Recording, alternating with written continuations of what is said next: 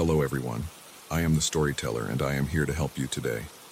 I know you use this video to fall asleep, so before that, like the video and subscribe to the channel. Also, where are you from and what time are you watching? Now get comfortable and relax. The smell hit me first. Bergamot and cedar, my signature cologne, hanging in the hallway like an accusation. It was 3:47 a.m. when I stumbled back to my loft, the taste of cheap beer still coating my throat, my key fumbling against the lock that wouldn't turn.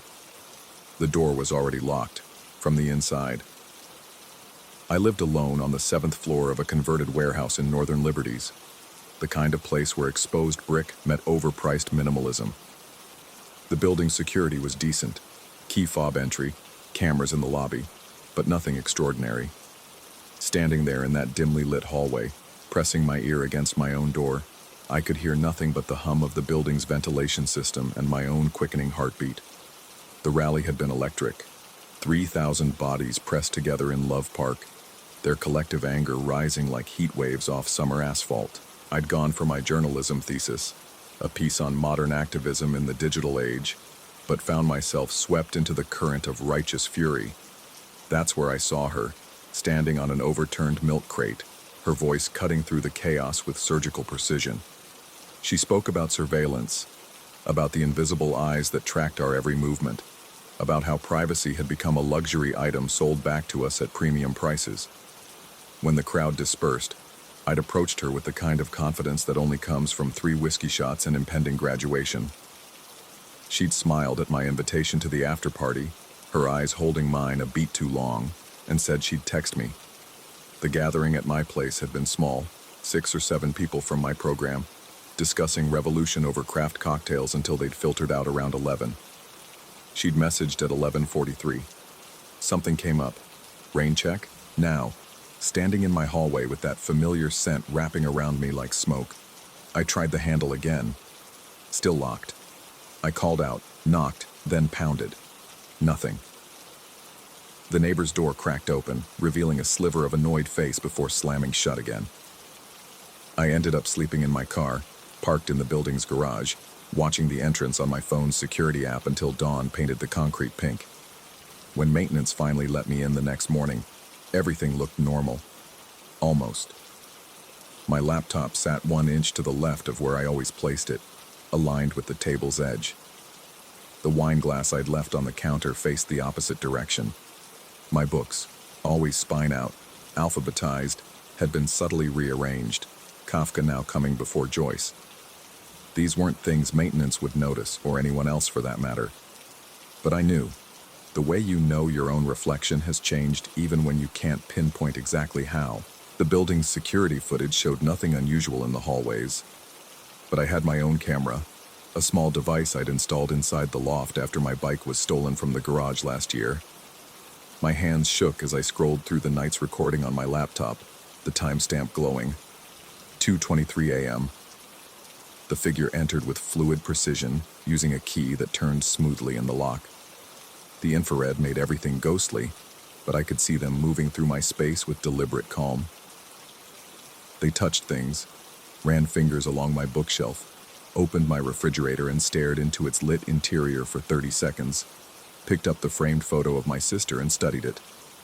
Then they moved to where I slept on the couch, standing there for 7 minutes and 43 seconds.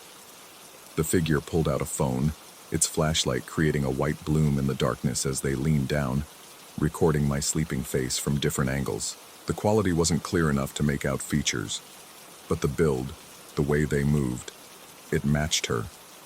The activist. I'd never told her my address, but these days that meant nothing. A name, a photo, and anyone could find anyone. I changed the locks that afternoon, installed a chain, added a doorstop alarm.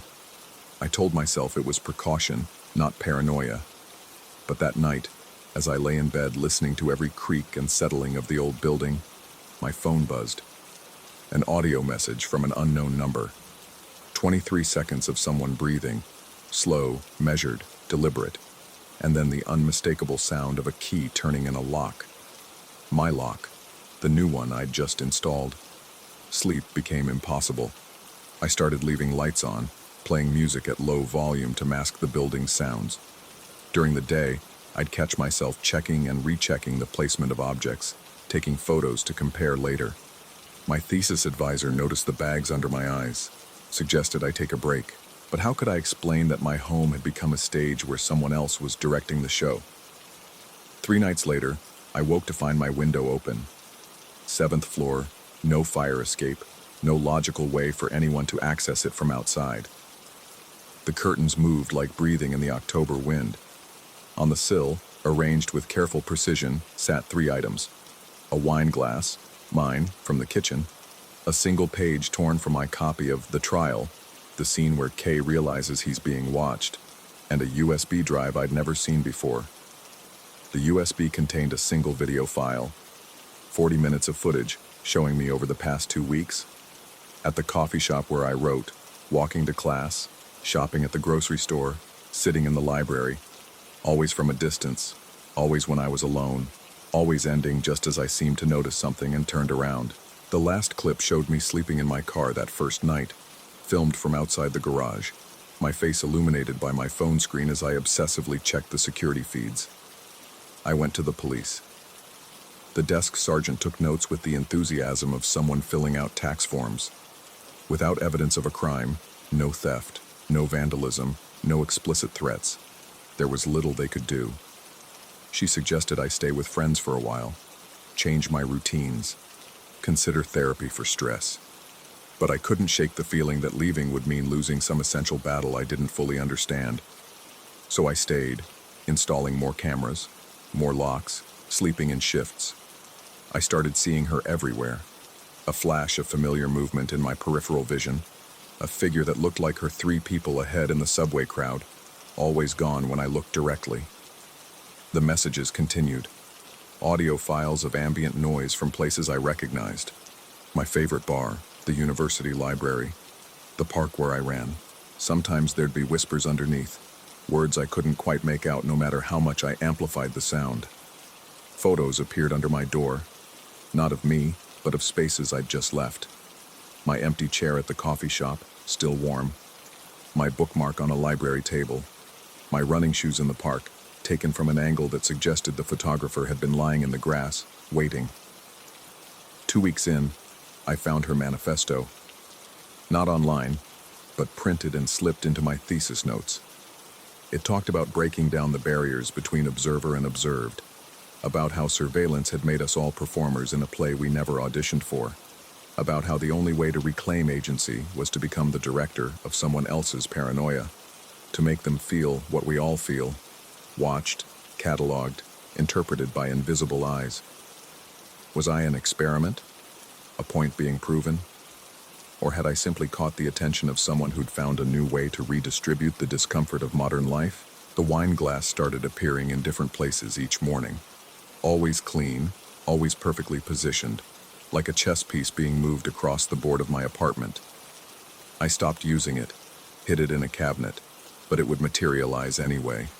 On my nightstand, balanced on the bathroom sink, centered on my laptop keyboard. I began to question my own memory.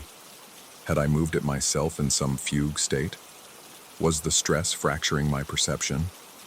The boundary between what was happening and what I feared was happening blurred until they became indistinguishable. Every sound could be her. Every absence of sound could be her holding her breath, waiting. Last night I woke to find all my books turned spine in, their blank pages facing outward like closed eyes. My laptop was open, displaying a single sentence typed in a document I didn't create. You're becoming such a good observer. This morning, I discovered something that made my blood crystallize. Hidden in my browser history were searches I didn't make, from times when I was asleep. Searches about myself using my computer, from inside my apartment, queries about my family, my medical history, my ex-girlfriends. Someone had been here, multiple times, using my own tools to study me while I slept inches away. The most recent search, time-stamped at 4:44 a.m. this morning. How long before isolation becomes madness? I'm writing this from a hotel room across the city, but I know it doesn't matter. The feeling follows me, that sensation of being watched, cataloged, transformed into someone else's narrative. My phone buzzes with another audio message. This time it's my own voice, recorded while I slept, mumbling incoherently about keys and locks and eyes that won't close. The activist was right about one thing: we're all being watched. But she was wrong about who holds the power. It's not the watcher or the watched. It's the uncertainty itself. The space between paranoia and reality where both exist simultaneously, feeding off each other like binary stars locked in mutual orbit. I check out tomorrow, planning to stay with my sister in Boston. But tonight, as I listen to footsteps in the hotel hallway that pause too long outside my door, as I notice the faint scent of bergamot and cedar creeping under the gap, as my phone lights up with a photo of this room taken from the building across the street, I realize the performance has no final curtain. The wine glass sits on the hotel desk now, though I didn't pack it. Inside, reflecting in the fluorescent light, I can see a key I don't recognize. It's brass, freshly cut, with a number etched into its surface. 744, my sister's apartment number in Boston. The walls aren't just closing in. They're being carefully, methodically rearranged by hands I'll never quite see, for reasons I'll never quite understand. And the worst part, the part that keeps me staring at the ceiling while my phone records the sound of my own breathing, is that I'm no longer sure whether I want it to stop, or whether I've become addicted to the terrible clarity that comes from knowing, with absolute certainty, that someone is always watching. Because at least when you're being watched, you know you exist. At least when you're being watched, you matter to someone. Even if that someone is reshaping your reality 1 millimeter at a time, until you can't remember which version of your life was the original and which is the copy. The key glints in the glass, waiting. Tomorrow, I'll use it. Or tomorrow, I'll throw it away. Or tomorrow, I'll wake up to find it already turned in a lock I didn't know existed. The performance continues. Story 2. The smell hit me first that night. Pipe tobacco mixed with machine grease, dense and metallic, coating the back of my throat. My eyes snapped open at 3:17 a.m., the red digits on my bedside clock burning into my retinas. I knew before I even turned my head. He was there. The old man from the bookshop sat at my desk, his back to me, shoulders hunched over the zine I'd taken 3 days earlier. His fingers, encased in white cotton gloves, turned the pages with mechanical precision. The chain on my door hung intact, the deadbolt still thrown. The window remained locked from the inside, condensation beating on the glass from the Wisconsin cold. I should have screamed, should have reached for my phone, the baseball bat under my bed, something. Instead, I lay frozen, watching cigarette smoke curl from an invisible source, forming patterns that shouldn't exist in still air. The smoke spelled words I couldn't quite read before dissolving into nothing. He spoke without turning, his voice like sandpaper on wet wood. You take what isn't offered. You collect what shortens the soul.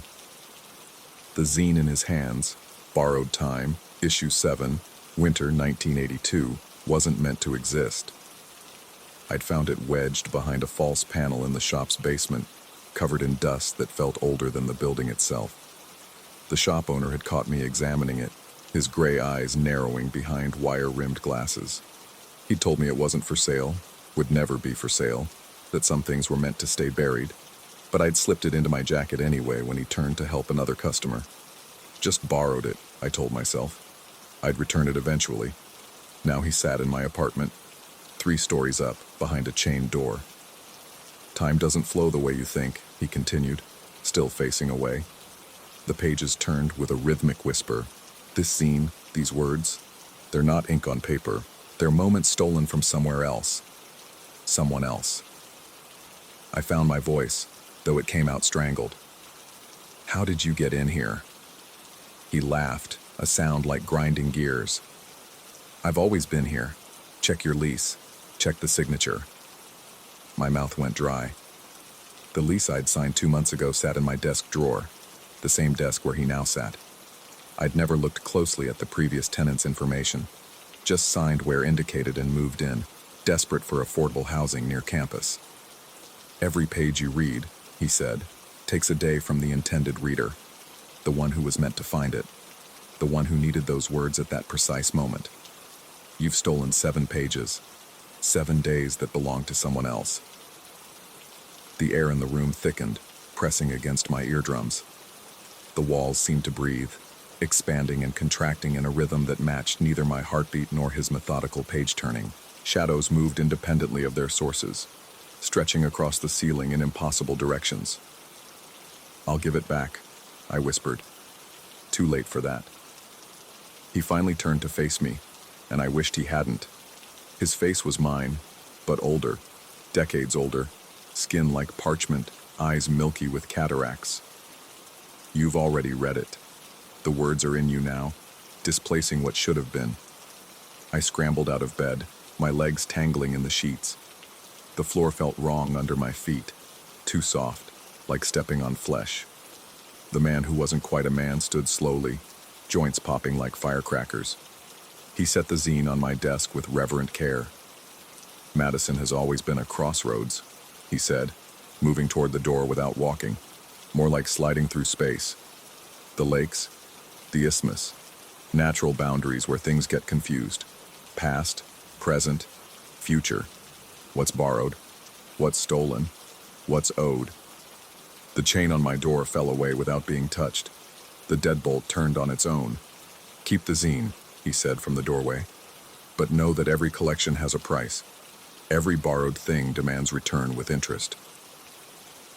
Then he was gone, leaving only the smell of tobacco and grease, and the zine sitting on my desk like an accusation. I didn't sleep the rest of the night.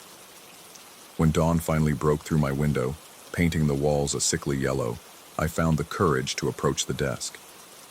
Next to the zine lay a bookmark I'd never seen before. Old, yellowed, with an address written in fading ink. My address. But the handwriting looked ancient, the ink brown with age. The date at the top read, 1952.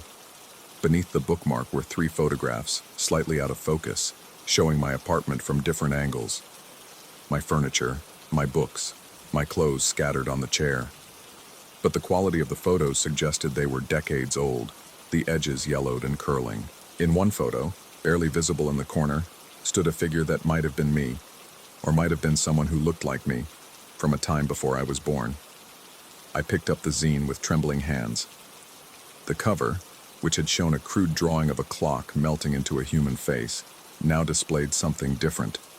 A room that looked exactly like mine, with a figure hunched over a desk, reading. The figure's face was turned away, but something about the posture, the way the shoulders curved, seemed familiar. Opening to the first page, I found the text had changed. Where before there had been an essay about temporal displacement in Midwest cities, now there was a diary entry, October 15th, 1952. "The new tenant moves in today. I've left him the collection as instructed. He won't understand at first, they never do. But Madison keeps its own schedule, and debts pass from resident to resident like inherited sins. I wonder if he'll feel me watching from the walls, the way I felt the previous owner. Time isn't a line here, it's a web, and every thread vibrates when touched." My hands shook as I turned the page. October 16th, 1952. He started reading. I can feel the words leaving the page, entering him. Soon he'll understand that reading isn't passive. Every story consumed is a story stolen from somewhere else. Someone else. The building knows. It's been collecting readers for longer than anyone remembers. The entries continued, each one seemingly written about me, decades before I existed. Or about someone exactly like me. Or about everyone who had ever lived in this apartment. Our stories blurring together like overlapping photographs. I tried to put the zine down, but my fingers wouldn't release it. The pages turned on their own now, faster and faster, showing me things I didn't want to see. Photos of my room from angles that didn't exist. Maps of Madison with streets that had never been built. Lists of names, mine included, with dates that hadn't happened yet. The smell of tobacco and grease grew stronger. I realized it wasn't coming from outside. It was coming from me. My clothes reeked of it. My skin had absorbed it. When I looked in the mirror above my desk, My reflection was wearing clothes I didn't own, styles from decades past. The bookmark on my desk began to move, sliding across the wood grain like it was being pulled by an invisible string. It stopped at the edge, teetering, then fell to the floor. Where it landed, a dark stain spread across the hardwood, seeping into the grain. The stain formed letters, words, sentences I couldn't quite read, but somehow understood. You are the collection now. I ran to the door, yanking it open, needing to escape. The hallway stretched longer than it should, doors multiplying into infinity. Each door had a number, but they were all the same. My apartment number, repeated endlessly. Behind each door, I could hear the sound of pages turning. I stumbled back into my apartment, slamming the door. The zine lay open on my desk, showing a new image. The bookshop basement where I'd found it. But in the photo, I could see myself reaching for the zine, frozen in the act of taking it. And behind me, visible now in a way he hadn't been that day, stood the old man, watching, waiting, knowing. The photo began to move, like a film starting up. I watched myself take the zine, slip it into my jacket. But then the scene continued past what I remembered. I saw myself leave the shop, walk down State Street, enter my building. The old man followed, always a step behind, sometimes ahead, sometimes walking through the same space I occupied, our bodies overlapping like double exposures. The voice, when it came, seemed to originate from inside my skull. Every book has a reader. Every reader has a book. The connection exists outside time, before the reading, after the reading, during the reading. You've entered the collection. You've always been in the collection. I grabbed the zine, intending to destroy it, to burn it, to tear it apart. But the pages were no longer paper. They felt like skin, warm and pulsing. The words weren't printed. They were carved, rising from the surface like scars. And they were changing, rewriting themselves as I watched, telling a story I recognized but had never lived. Or had I? The memories in my head felt suddenly uncertain. Had I really moved to Madison 2 months ago? Or had I always been here, in this apartment, reading this zine? The bookmark with my address? Was it prediction or proof that I'd been here before? I looked at my hands. They were older than they should be, the skin spotted and thin. Or were they younger, smooth and unmarked? They seemed to shift between states, aging and reversing with each heartbeat. The photographs on my desk multiplied. Now there were dozens, all showing my apartment at different times. In some, the furniture was different. In others, the walls were different colors. But in each one, a figure sat at the desk, hunched over, reading. Sometimes it looked like me. Sometimes it looked like the old man. Sometimes it looked like no one at all. Just an empty space in the shape of a person. I tried to call someone, anyone, but my phone showed no contacts. The call log was empty except for one number, labeled only collection. I didn't dial it. I knew who would answer. Days passed, or maybe minutes. The clock on my nightstand stopped making sense, showing times that couldn't exist. 25:91, 88:43. The sun rose and set at random intervals, or perhaps it was always rising, always setting, caught in a loop like everything else in this apartment. The zine grew.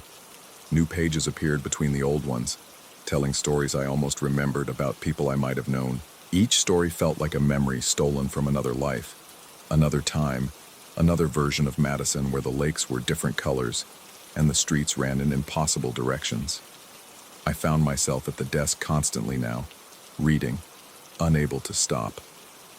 The words entered through my eyes and exited through my fingers, which had begun to write in the margins, adding to the collection. My handwriting looked different each time, sometimes modern, sometimes archaic, sometimes in languages I didn't know but somehow understood. The old man visited nightly, or perhaps he never left. We sat together, him reading over my shoulder, pointing out passages I'd missed, stories within stories, meanings hidden in the space between words. He told me about the others who'd lived here, read here, become part of the collection here. Their names were all variations of mine, or mine was a variation of theirs. "The building is a library," he explained once, his voice coming from everywhere and nowhere. "Each apartment is a book. Each tenant is a page. You're being read right now, even as you read." I wanted to leave, but couldn't remember why I'd want to. The apartment felt larger than before, rooms opening into rooms that opened into libraries that opened into other apartments, where other versions of me sat reading other versions of the zine. We nodded to each other in passing, understanding without speaking that we were all part of the same story, told from different angles. The bookmark appeared in different places each day, tucked into books I'd never opened, slipped under doors that led nowhere, floating in glasses of water that appeared on my nightstand. Each time I found it, the address was different, showing places I'd lived or would live or was living simultaneously. Madison itself seemed to shift around my building. Through my window, I could see the lakes rearranging themselves, sometimes two, sometimes four, sometimes an ocean that had never existed. The Capitol building moved like a chess piece, appearing on different squares of the city grid.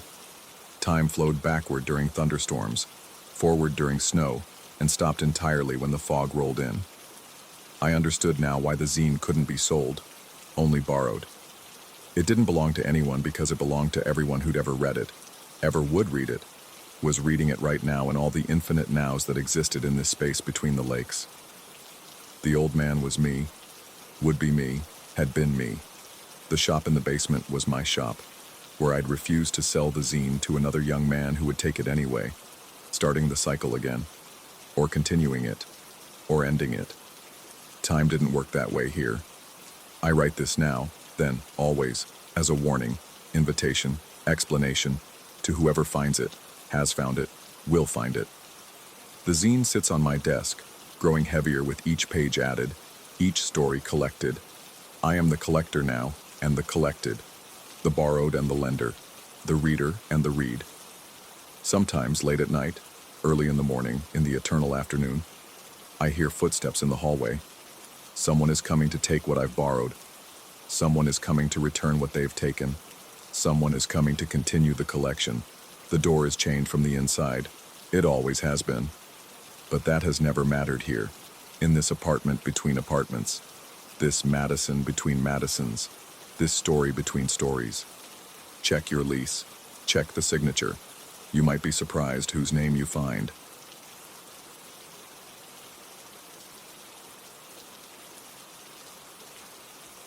Story 3.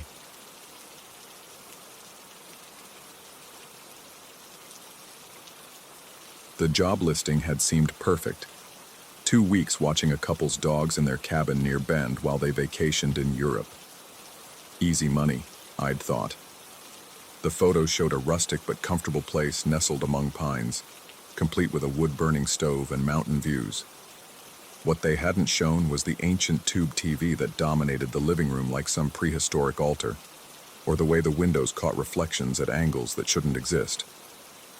I arrived on a Tuesday afternoon, the October air crisp enough to bite through my jacket. The owners, a couple in their 50s with matching fleece vests and nervous smiles, gave me the tour while their 2 mastiffs, massive, brindle-coated beasts, watched from the corner with an intelligence that felt almost human. The husband explained the quirks. The hot water took 3 minutes to warm up, the upstairs bedroom door stuck if you didn't lift while turning the knob, and the TV occasionally picked up static but usually cleared if you gave it a solid thump. They left within the hour, their SUV disappearing down the gravel drive while I stood on the porch, suddenly aware of how quiet the forest could be. The first night passed without incident. I spent it on the couch with the dogs flanking me, their warm bulk reassuring as I scrolled through my phone and half-watched whatever cable news the old TV could pull from the air. The static came in waves, quick flickers that made the anchor's face stretch and distort before snapping back to normal. Each time it happened, both dogs would shift slightly, their breathing changing rhythm for just a moment. It was the second night when I first saw it. I'd been checking emails, the TV murmuring in the background, when movement in my peripheral vision made me glance up. In the dark window behind the TV, illuminated by the screen's glow, stood a figure. Angular, metallic somehow, like someone had tried to fold a person out of aluminum and gotten the proportions wrong. My head snapped around, but the space behind the couch was empty. Just shadows and the stone fireplace. The dogs hadn't barked. They hadn't even looked up. I told myself it was exhaustion, maybe a trick of the light reflecting off something outside. But my hands shook as I drew the curtains, and I found myself checking the locks twice before heading upstairs. The bedroom felt safer, tucked under the slanted roof with only one small window facing the trees.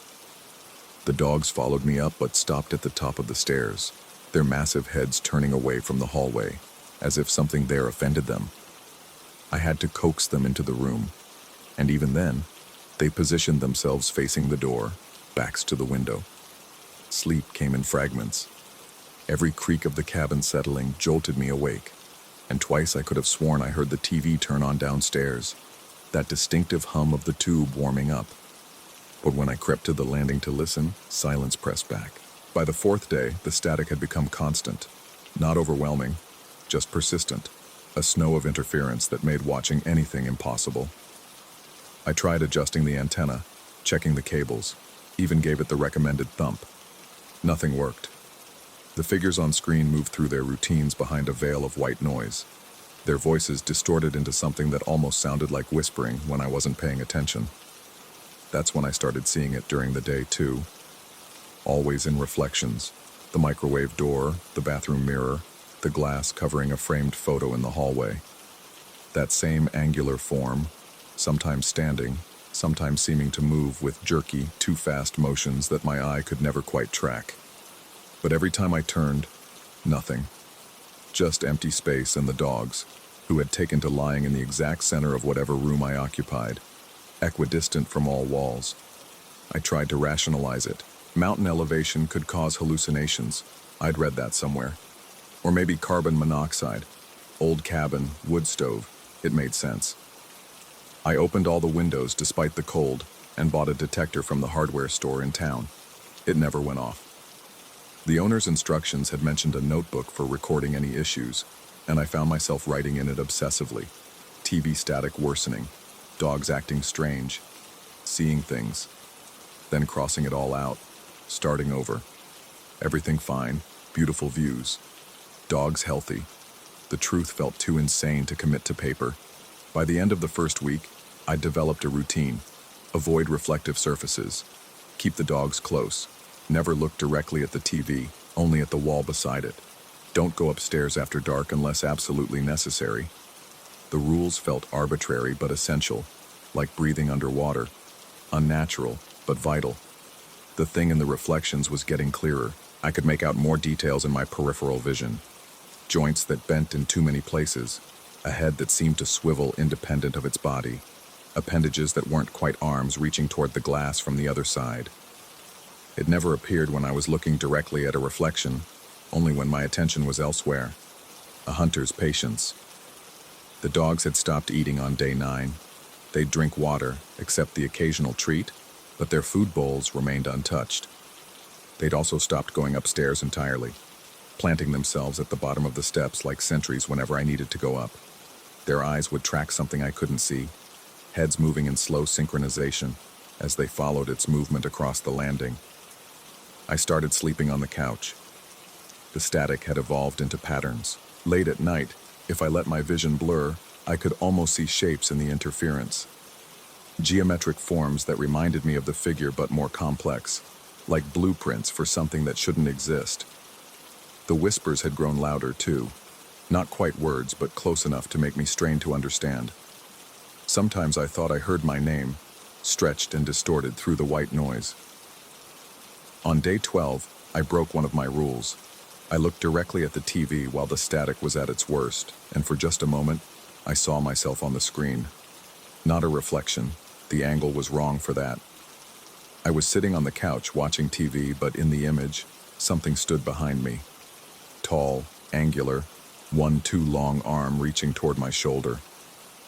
The me on screen didn't react, didn't seem to know it was there.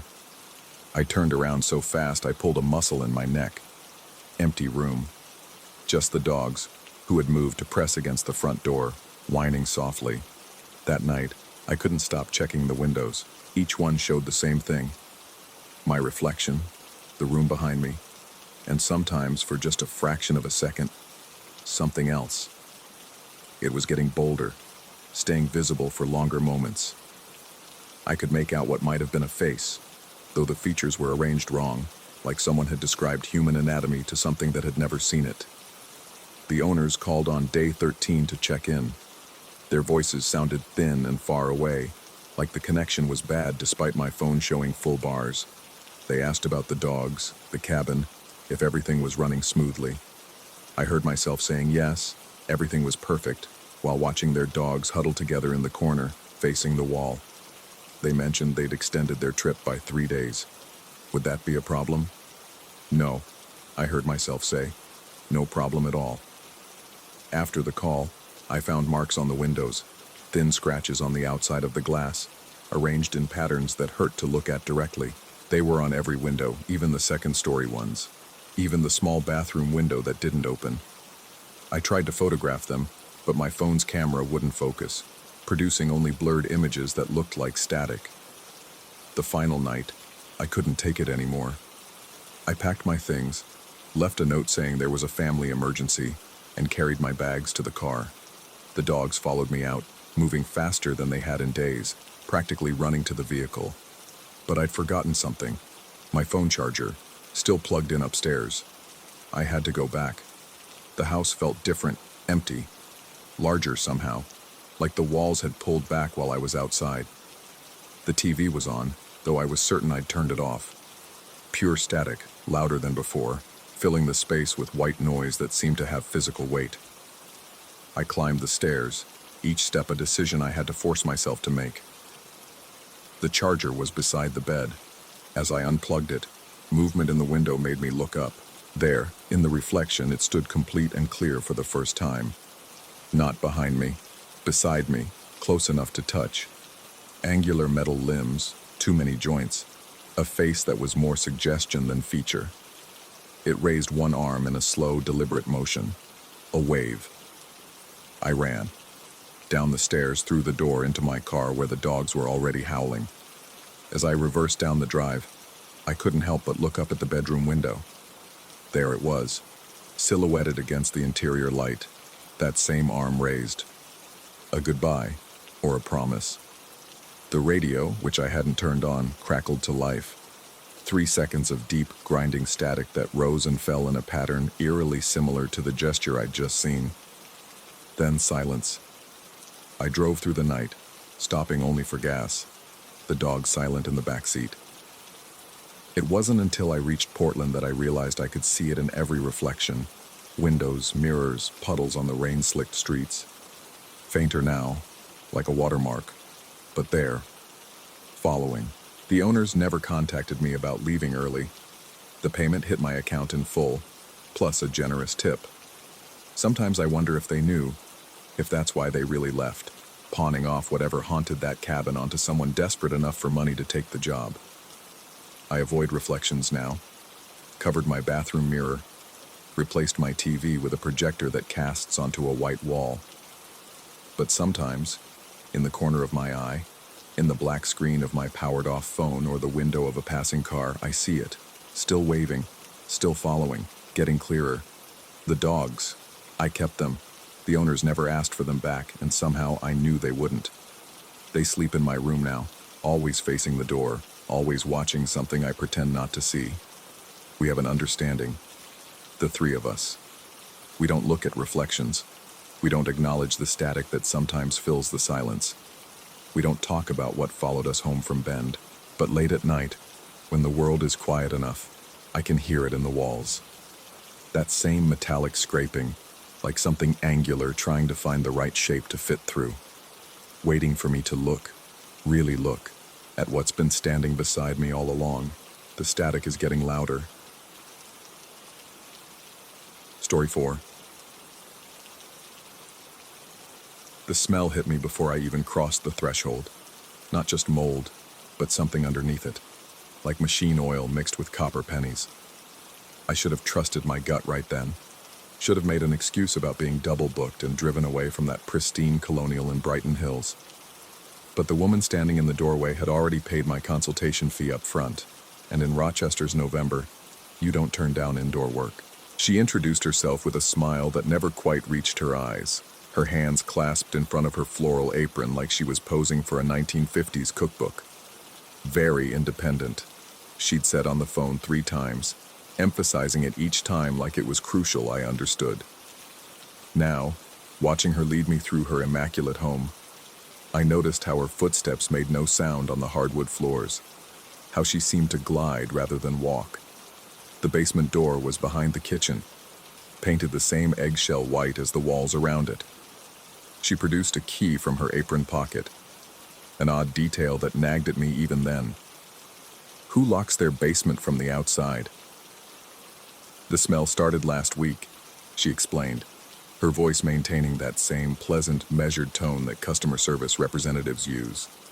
I've tried everything. Dehumidifiers, bleach, those activated charcoal bags. Nothing works. The wooden stairs creaked under my weight, each step releasing a groan that seemed to echo longer than it should. The basement was finished, which surprised me given the age of the house. Fresh gray paint covered the walls, so recent I could still detect the chemical scent beneath that pervasive moldiness. 4 metal support columns stood in perfect symmetry, their surfaces polished to a mirror shine that reflected my distorted image as I descended. She followed me down, and I heard the door swing shut above us. The click of the latch was followed by another sound, metal sliding against metal. When I glanced back up the stairs, she was already beside me, that practiced smile still in place. "Old house," she said. "The door sticks sometimes." The basement was larger than I'd expected, extending beyond the footprint of the house above. In the center of the concrete floor, a drain cover gleamed like new chrome, completely at odds with what should have been decades-old plumbing. I knelt beside it, running my fingers along the edge. The concrete around it had been recently poured, maybe within the last month, but it was the marks on the original concrete that made my skin prickle. Dark stains spread out from each support column like shadows, their edges irregular and organic. They looked like handprints, dozens of them, as if someone covered in motor oil had pressed their palms against the floor while crawling. The marks led toward the walls but stopped abruptly where the new paint began. Previous owner had some water damage, the woman explained before I could ask. She stood perfectly still near the stairs, hands still folded, watching me with an intensity that made me hyper-aware of every movement I made. I pulled out my moisture meter and began taking readings along the walls. The numbers were normal, too normal for a basement that supposedly reeked of mold. As I worked, I became conscious of a low humming, almost below the range of hearing, like electrical current running through the walls themselves. "Do you have any electrical panels down here?" I asked. She tilted her head slightly, considering. "No. Why do you ask?" I started to explain about the humming when I noticed something else. A small intercom speaker mounted in the corner where the wall met the ceiling. It was painted the same gray as the walls, almost invisible unless you were looking for it. As I stared at it, a red LED blinked once. "Is that connected to your security system?" "We're very safety conscious," she replied, which wasn't really an answer. I continued my inspection, but the feeling of being watched intensified. Not just by her, though she tracked my every movement with those unblinking eyes, but by something else. The metal columns seemed to shift in my peripheral vision, their reflections showing movement that wasn't there. When I looked directly at them, they were still, but the distorted image of myself looked wrong somehow, like it was a second out of sync with my actual movements. The smell grew stronger near the far wall, where a utility closet door stood slightly ajar. I approached it, and the woman finally moved, gliding across the floor to stand between me and the door. "That's just storage," she said. "Nothing to do with the plumbing." But I'd already glimpsed inside, shelves lined with mason jars, each filled with what looked like preserves but with an unusual gray-green tint. Labels in precise handwriting marked dates going back years, some with additional notations I couldn't quite read. "I should check all potential sources of moisture," I insisted, professional courtesy struggling against the growing urge to leave. Her smile widened just a fraction. "Of course. You're the expert." She stepped aside, and I opened the closet fully. The smell intensified dramatically, making my eyes water. The jars were sealed tight, but something inside them moved. Not quite liquid, not quite solid. One jar in particular drew my attention, its contents pressing against the glass in a pattern that looked disturbingly like a small hand. I backed out of the closet, my heart racing. I need to get some equipment from my van. "Oh, but you haven't seen the whole basement yet," she said. And for the first time, her tone carried something other than that artificial pleasantness. "There's another room through here." She walked to what I'd assumed was just wall, but her fingers found a seam in the paint. A section swung inward, a hidden door painted to match perfectly. Beyond was darkness that my eyes couldn't penetrate, and from it came a smell that made the mold seem pleasant by comparison. Organic and wrong, like flowers left too long in water. "I really should get my equipment," I repeated, moving toward the stairs. The intercom crackled to life. A voice, identical to the woman's but somehow flatter, more mechanical, spoke. "The noise doesn't help." I froze. The woman hadn't moved her lips. "My husband," she explained, though I'd seen no evidence of anyone else in the house. "He works from home, very sensitive to sound." I climbed the first few steps and the door at the top rattled. Locked. I pushed harder, and the rattling intensified, but the door didn't budge. Behind me, the woman watched with that same serene expression. "It sticks," she reminded me. "Old house." The intercom crackled again. "The noise doesn't help." My hands were shaking as I pulled out my phone. No signal, of course. I descended back into the basement, trying to keep my breathing steady. The woman had moved closer to the hidden door, and in the darkness beyond, I could swear I saw movement, a shifting that wasn't quite shadow. "Perhaps you'd like to see what's causing the smell," she suggested. Every instinct screamed at me to refuse, but I found myself walking toward that doorway, my feet moving almost without my permission. The darkness seemed to reach out, and as I got closer, I could make out shapes, more metal columns, but these were different. They had attachments, mechanisms I couldn't quite identify, and chains that glinted in what little light penetrated the space. The intercom spoke again, but this time the voice was different. Younger, masculine, frightened. "The noise doesn't help." Then another voice, elderly and female. "The noise doesn't help." More voices joined in, a chorus of different ages and tones, all repeating the same phrase until it became a meaningless jumble of sound. I stumbled backward, and my shoulder hit one of the polished columns. Where my hand touched it, the metal was warm, body temperature, and beneath my palm, I felt a pulse. Not mechanical, but organic, rhythmic, alive. The woman stood between me and the stairs now, though I hadn't seen her move. "You seem distressed. Would you like some water?" "I need to leave," I managed to say. "I'll send you an estimate." "But you haven't found the source of the smell." The hidden room's darkness seemed to be spreading, creeping along the walls like spilled ink. The stains on the concrete floor appeared wet now, glistening in the overhead light. The humming grew louder, resolving into something almost like breathing, deep, patient inhalations, and exhalations that made the air itself feel thick. I pushed past her and ran up the stairs, slamming my shoulder against the door. It rattled but held firm. Behind me, I heard her climbing the stairs with those silent footsteps. "There's no need for panic," she said. "You're here to do a job." The intercom voices had merged into a single discordant tone that made my teeth ache. I pulled out my phone again, desperately trying to find even one bar of signal. The screen flickered, showing not my home screen but a video feed, grainy black and white footage of the basement from above. In it, I could see myself standing by the door, the woman behind me. But there was something else too. The dark stains on the floor were moving in the video, crawling toward the walls, and in the hidden room, shapes that might have been people stood perfectly still, their faces turned up toward the camera. The house alarm suddenly shrieked to life, a piercing wail that cut through everything else. The woman's expression finally changed, shifting from that serene smile to something like annoyance. Through the door, I heard voices. Neighbors asking if everything was all right, someone saying they'd called the police. The lock clicked open. I burst through the door, nearly colliding with an elderly man in a bathrobe who'd come in through the front door. Behind him, a couple more neighbors had gathered on the lawn.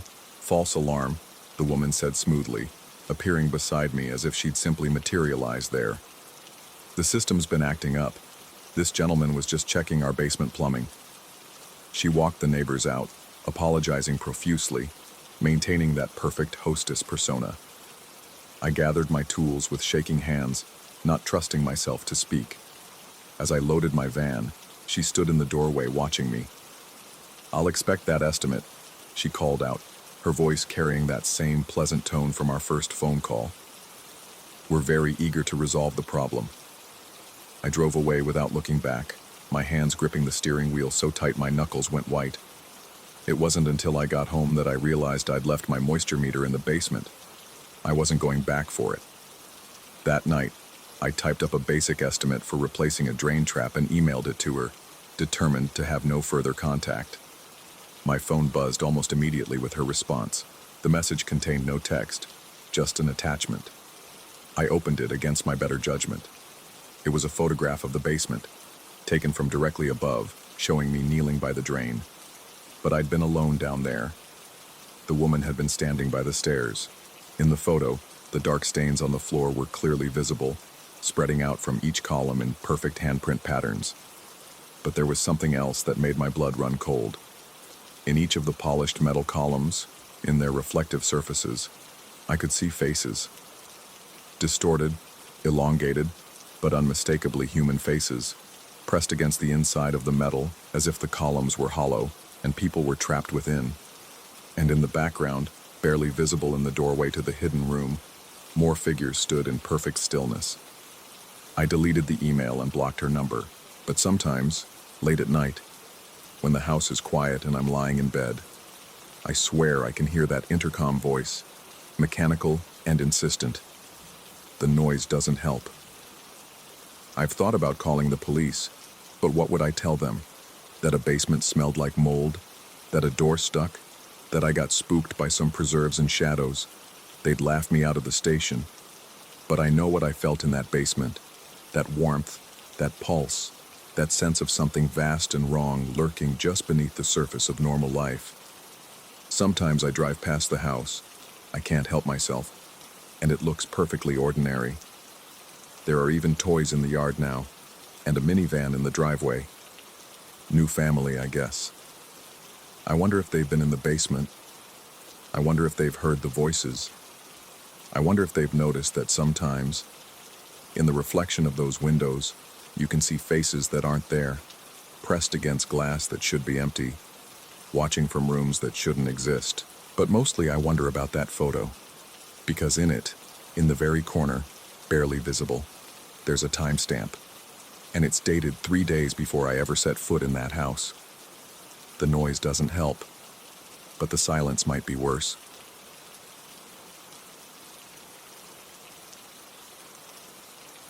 Story 5.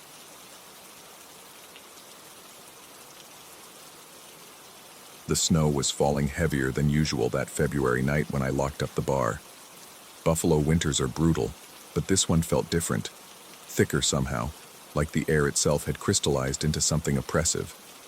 The streetlights created amber halos in the swirling white, and my breath came out in clouds that seemed to hang too long before dissipating. I'd been closing alone for 3 months by then. The owner trusted me with the keys, the cash, the whole routine. Lock the doors, count the till, set the alarm, walk home. Simple, mechanical, the kind of repetition that lets your mind wander to places it shouldn't go at 2 in the morning. That's when I first noticed the van. White, unmarked, moving slow enough that its tires barely whispered against the fresh powder. No plates. I was sure of that even through the snow. The headlights were off, but I could see it clearly under the street lamps, creeping along at exactly my walking pace. When I stopped to pretend to check my phone, it stopped too, engine purring like something patient and predatory. My apartment was 8 blocks away.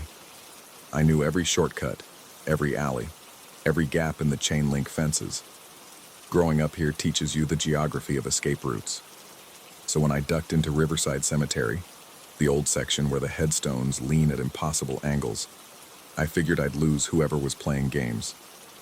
The cemetery gates squealed when I pushed through, rust flaking off in my gloved hands. The snow was virgin here, untouched except for my own footprints cutting a diagonal toward the far exit. Behind me, I heard the van's engine idle, then die. No door slam, no footsteps following. Just silence so complete it made my ears ring. That's when I saw them, the other prints.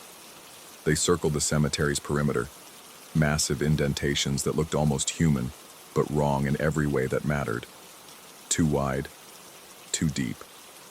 The stride length suggested something well over 7 feet tall, and the pattern showed whoever or whatever had made them had walked the entire boundary of my usual route home. Not just tonight's route, every variation I'd taken in the past month. They overlapped in places, some fresher than others, creating a map of my movements that made my stomach turn to ice water. I ran, not the controlled jog of someone late for something, but the primitive sprint of prey that's finally understood its position in the food chain. My boots slipped on ice-slicked headstones, and I crashed into monuments whose names had been worn smooth by decades of lake-effect weather. When I finally burst through my apartment building's door, the security guard looked up from his crossword, eyebrows raised. I wanted to tell him about the van, about the prints, but the words died in my throat. How do you explain that feeling of being cataloged? Studied? I just nodded, took the stairs 3 at a time, and didn't stop until I had my door locked, deadbolted, and chain secured behind me. Sleep was impossible. I sat at my window, watching the street below through a gap in the blinds. The van never appeared, but something else did. A shadow that moved wrong, too fluid, stopping under each streetlight to look up at the buildings. At my building. At my window. I jerked back, heart hammering, and when I looked again, the street was empty, except for the falling snow, already covering any evidence that anything had been there at all. The next morning changed everything. I almost stepped on it, a perfect footprint in moisture on my doormat, despite the hallway being carpeted and dry. The print was human-shaped but too large, the toes too long, and it sat in a careful circle of coarse salt that hadn't been there when I'd come home. Dead center of the print was a business card, blank white on both sides. I picked it up with my sleeve pulled over my hand, some instinct warning me against skin contact. It felt heavier than cardstock should, dense like it was made of compressed bone or ceramic. When I walked through the building's security checkpoint on my way out, heading to the police station, the metal detector shrieked. The guard waved his wand over me, frowning. The card in my pocket sent the device into fits, not the steady beep of metal, but a warbling, electronic scream that made him step back. "What you got there?" His hand moved to his radio. I pulled out the card and we both stared at it. Under the fluorescent lobby lights, it wasn't blank anymore. Symbols writhed across its surface, not appearing or disappearing, but constantly there and not there, like those magic eye pictures that hurt to focus on. The guard's face went pale. "Get rid of it." His voice cracked. "Whatever that is, get it out of here." But I couldn't. Every time I tried to throw it away, my hand wouldn't complete the motion. The card would end up back in my pocket, warm now, pulsing with a rhythm that matched my heartbeat. The symbols were clearer when I wasn't looking directly at them, forming patterns in my peripheral vision that suggested words in no language that should exist. I called in sick to work that night, then the next. By the third night, the owner called to say he was sorry, but he needed someone reliable. I didn't argue. How could I explain that I'd started seeing them during the day now? Not the van. That would have been too simple, too sane. Instead, figures at the edge of crowds, too tall, moving through people like they weren't there. Sometimes I'd catch a reflection in a store window, something walking behind me that cast no shadow of its own, but seemed to eat the shadows around it. The card grew heavier each day. I weighed it on my kitchen scale. 8 ounces the first day, 12 the next, 16 by the end of the week. The symbols were almost readable now, swimming into focus when I was exhausted enough, forming sentences that made my nose bleed to comprehend. They were instructions, or invitations, or both. 3 weeks after that night at the cemetery, I understood what they wanted. Not in words, but in that deep, cellular way that bypasses consciousness entirely. The van hadn't been hunting me, it had been hurting me. The footprints weren't stalking patterns, they were boundaries, keeping something else out while keeping me in. The card wasn't a threat, it was a contract I'd already signed by picking it up. My apartment became a prison of my own making. I stopped leaving, surviving on delivered groceries left outside my door. The delivery drivers never knocked anymore. Through the peephole, I watched them approach, see something I couldn't see, and practically run back to the elevator. The food they left began arriving with those same salt circles around it, protection or warning, I couldn't tell which. The figures outside grew bolder. I could see them clearly now, standing in the falling snow, unmoving for hours. Humanoid but wrong, like someone had tried to recreate a person from memory and gotten the proportions just slightly off. They didn't have faces exactly, just suggestions of features that shifted when I tried to focus on them. They never came closer than the sidewalk, but they never left either. The card weighs 43 pounds now. I keep it in a reinforced box because it was starting to warp the floorboards. The symbols have resolved into something like English, if English were a virus that infected meaning itself. They tell me things, when the next snowfall will come, which neighbors have noticed the figures, how many days until something happens that the human mind wasn't built to process. 5 days, according to the latest translation. I've started leaving salt circles everywhere, around my bed, my doorways, even the toilet. It's the only thing that seems to slow the changes, because I'm changing too. My reflection doesn't quite match my movements anymore, lagging a half-second behind like a badly dubbed movie. My shadow falls the wrong direction sometimes, reaching toward the figures outside instead of away from light sources. The worst part is the growing certainty that this isn't happening to me. It's happening through me. That night at the cemetery, I wasn't the prey. I was the door, and every day that passes, every pound the card gains, every new figure that appears on the street below, that door opens a little wider. I've considered going to a hospital, explaining everything, getting help. But I've seen what happens to the people who get too close now. The mailman who tried to deliver a package yesterday, his hair went white where he touched my doorknob. The maintenance worker who came to check the radiator took one look at the salt circles and left without a word, and I saw him that night, standing with the figures, not quite human anymore. So I wait. I watch the snow fall heavier each day, even though it's almost March now, and Buffalo should be thinking about spring. I count the figures. 17 yesterday, 23 today. I weigh the card, 51 pounds this morning, dense as a collapsed star. 3 days left, the symbols say. I've started writing this down because someone should know what happened, not the truth. I don't know the truth. Maybe I had a breakdown after too many late nights, too much isolation, too much winter darkness. Maybe the stress of work finally cracked something fundamental in my mind, and everything since that night has been my psyche eating itself alive. Or maybe, just maybe, there are things that use our reality like a knockoff designer uses cheap fabric, pulling it apart at the seams to make something that looks almost right until you get close enough to see all the ways it's wrong. The van is back tonight. I can see it through the window, headlights on this time, engine running. The figures have formed a circle around my building, standing in the accumulating snow like monuments to something that shouldn't exist. The card is singing now, a frequency that makes my teeth ache and my eyes water. 2 days, the symbols say. 2 days until the door is wide enough. I wonder if anyone will remember me correctly, or if I'll become like those figures. A shape that almost makes sense, a memory that doesn't quite fit, a footprint that's human, but wrong in every way that matters.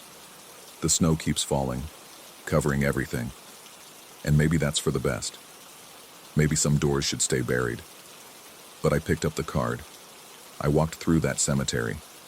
I became the path between what is and what shouldn't be. And now, as I write this final entry, I can feel myself becoming less solid, less real, less human with every word. The van's door is open now. I can see it from here. interior dark as a throat. One day, the card says, but I think it's lying. I think it's already here. Story 6. The duplex in Providence should have been perfect. Split level, reasonable rent, walking distance to the tech district. My roommate, another programmer, had already claimed the larger bedroom upstairs, leaving me with the ground floor setup. Bedroom in front, his office in back. During our walkthrough, the realtor kept adjusting her collar, eyes darting to corners while explaining the previous tenants had broken their lease early. She'd laughed, brittle and quick, saying something about creative differences. I should have paid attention to how the laugh died in her throat. My bedroom caught morning light through gauze curtains, dust motes spiraling in geometric patterns that reminded me of loading screens. Normal. Livable. But his office, where I'd agreed to cover late-night deployments when he traveled, felt wrong from the first moment I crossed its threshold. The air hung thick, resistant, like swimming through static. My lungs worked harder there, each breath a conscious effort, as if the room itself begrudged sharing its oxygen. The shadow appeared on my third night shift. I'd been debugging authentication middleware, eyes burning from screen glare, when the overhead fluorescent flickered and died. My laptop screen provided the only light, casting my silhouette against the far wall. But in the corner where two walls met, another shadow stretched, flattened, elongated, with no source to cast it. Not my shadow, not from any furniture. It clung to the junction like a stain, darker than the darkness around it. The fluorescent buzzed back to life. The shadow remained for 3 seconds before dissolving like smoke in reverse, pulling into itself until nothing remained but eggshell paint and my hammering pulse. My roommate returned from his conference the next morning, wheeling his suitcase through our shared hallway. I mentioned the light, keeping my tone casual, just making conversation over coffee. He paused mid-pour, steam curling between us, and said the building's wiring had always been temperamental. Then he asked if I'd noticed anything else. The question hung there, weighted with implication. I shook my head, and he nodded slowly, like we'd just signed some unspoken agreement. The shadow returned every night I worked late. Always in corners, always flat against surfaces like it had been pressed there, ironed into existence. I started documenting it in a private repository, titling it Anomaly Log, TXT, maintaining clinical distance through technical language, entry timestamps, duration of manifestation, ambient temperature, always dropped 4 degrees. But clinical distance crumbled when I noticed the patterns. The shadow moved in ways that echoed my coding rhythm. When I'd pause to think, fingers hovering over keys, it would pulse gently, matching my breathing. When I'd hit a flow state, fingers flying across the keyboard, it would ripple and stretch, seeming to lean forward from its corner perch. Observing, learning. 2 weeks in, things escalated. I'd been refactoring a particularly nasty piece of legacy code, using my personalized keyboard shortcuts, obscure combinations I'd developed over years, muscle memory so ingrained I couldn't consciously recall half of them. The shadow flickered in my peripheral vision, and I glanced up to see it had spread along the corner seam, reaching toward the ceiling like spilled ink defying gravity. My laptop screen flickered. Just once. In that millisecond of darkness, text appeared in my IDE, a perfect reproduction of the function I'd just written, but with subtle improvements. More elegant, more efficient. The kind of optimization that would have taken me another hour to realize. I hadn't typed it. My fingers hadn't moved. The next morning, I tested myself. Closed my eyes at my own desk, in my own room, and tried to recreate what had happened. Nothing. But that night, back in the office, I tried again. Eyes closed, hands still, breathing shallow to minimize movement. The keyboard keys depressed without touch, soft mechanical clicks spelling out code in my editor.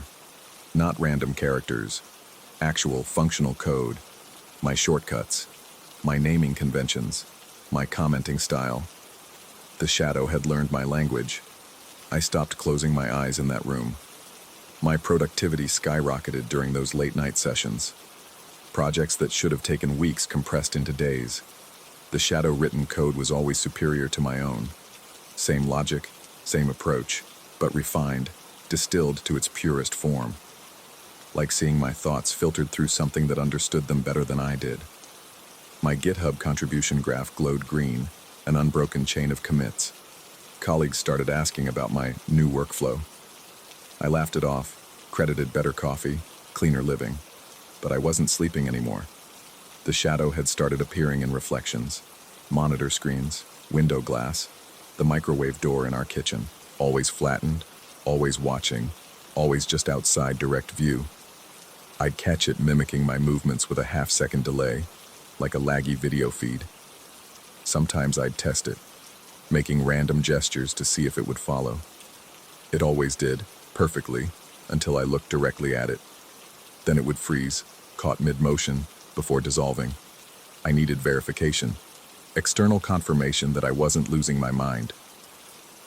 My friend from college lived 2 hours away, a skeptic, the kind of guy who debunked every ghost hunting show we'd watched in our dorm. I invited him over on a Thursday, told him I needed a second opinion on some weird electrical issues. He arrived at sunset, tool bag in hand, ready to solve everything with a multimeter and logic. I led him to the office as darkness settled over Providence, told him to hang out while I grabbed us beers, deliberately leaving him alone with his equipment. 5 minutes. That's all I gave it. When I returned, he was standing rigid in the center of the room, staring at his laptop screen.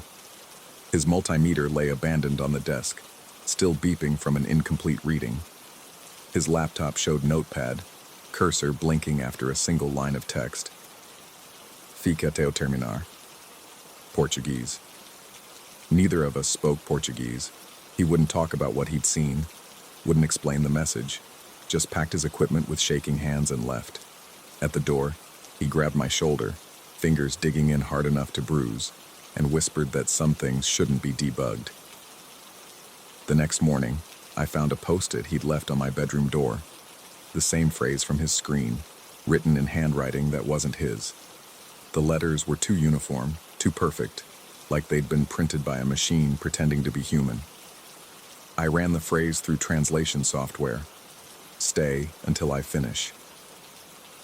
The shadow stopped hiding after that. It would manifest even with lights on now, a constant presence in corner spaces. My code had evolved beyond my understanding.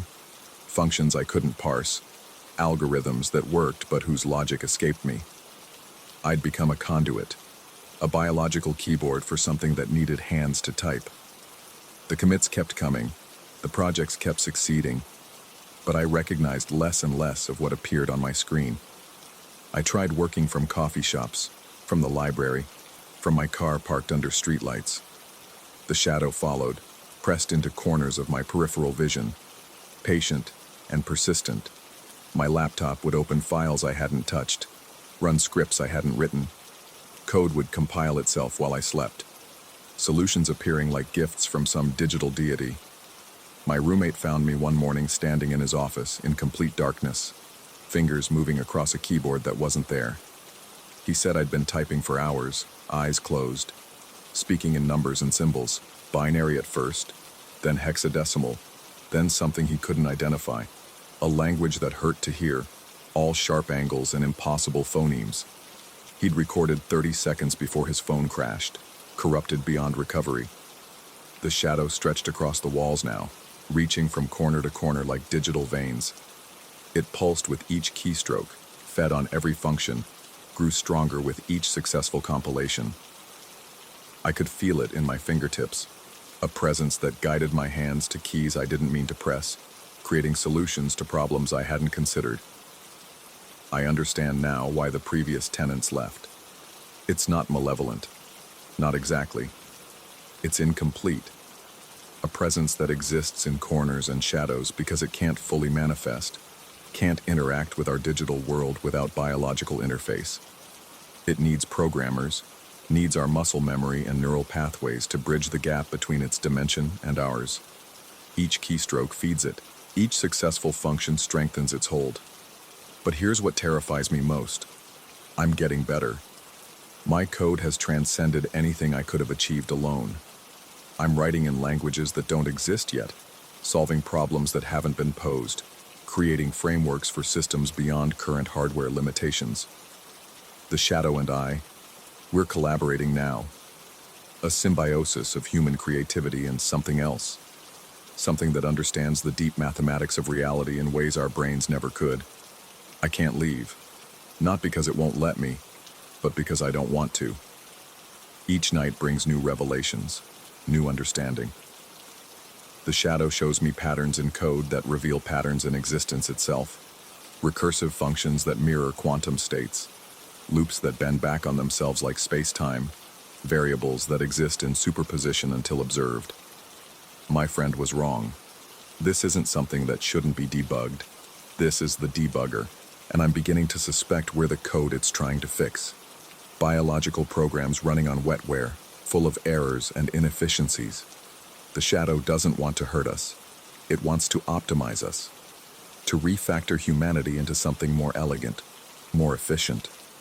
Sometimes late at night when the boundary between us blurs, I can almost see what we'll become. The Shadow isn't learning from me anymore. I'm learning from it. The office door doesn't lock from the inside anymore. I tried to install a deadbolt, but the screws wouldn't hold. The wood rejected them like transplanted organs. The Shadow ripples with something like satisfaction when I stop trying to leave. It knows I'll stay until we finish. But I'm starting to suspect there is no finishing, only iteration, only endless optimization, only the gradual dissolution of the boundary between programmer and program, until I can't tell which thoughts are mine and which are its. My fingers move across the keyboard now with inhuman precision, typing code that builds bridges to places our physics says can't exist. Last night, I caught my reflection in the monitor and saw the Shadow standing behind me. We had the same face, but its version was already debugged.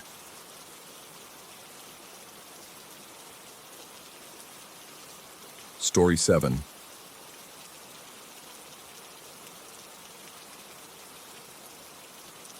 The grease trap at Molino's kitchen has been acting up for 3 weeks now, releasing a smell that reminds me of roadkill baking under August sun. I've grown used to it, the way you grow used to anything after enough 12-hour shifts. But tonight it carries something else with it. Something metallic and wrong that makes my molars ache. I'm scraping down the flat top when I hear the SUV pull up outside. Not unusual for downtown Denver at 2 in the morning, except this one kills its engine right behind our dumpster.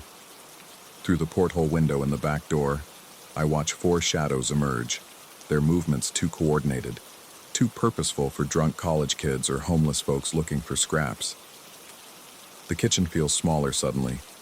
The fluorescent lights hum louder, casting everything in that sick yellow-green that makes raw meat look diseased.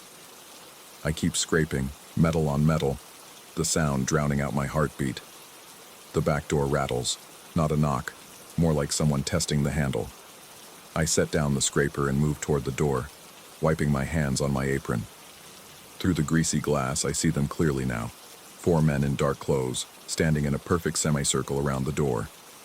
One raises his hand and waves, a slow, exaggerated gesture like he's greeting a child through aquarium glass.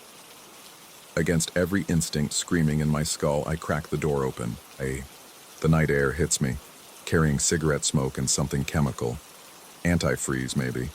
Or that smell when you burn plastic. The one who waved speaks first, his voice friendly in a way that makes my skin crawl.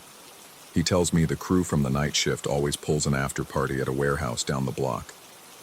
Says they sent him to grab me since I'm new.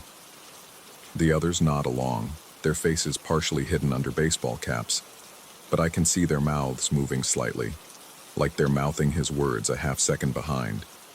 One of them, tall, wearing a Broncos jacket, pulls out his phone and aims it at me. Says it's for the memories, for the group chat.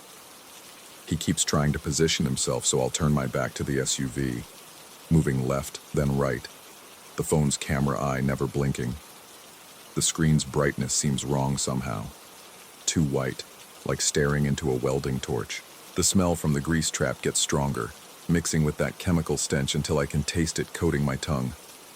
My peripheral vision starts to blur, and I swear I see more shapes moving in the SUV, pressed against the tinted windows. I take a step backward, then another. The one with the phone moves forward to match, still filming, and that's when I notice his shadow doesn't line up right with the security light above us. It falls at an angle that shouldn't exist. I bolt. My hand slams the door shut and I twist the deadbolt hard enough to hurt my wrist. Through the window, I watch them. They don't pound on the door, don't shout, don't even look annoyed. They just stand there for a moment, then the one who'd been filming taps his watch. The others reach into their pockets, not pulling anything out, just patting them rhythmically. Counting. 8 seconds.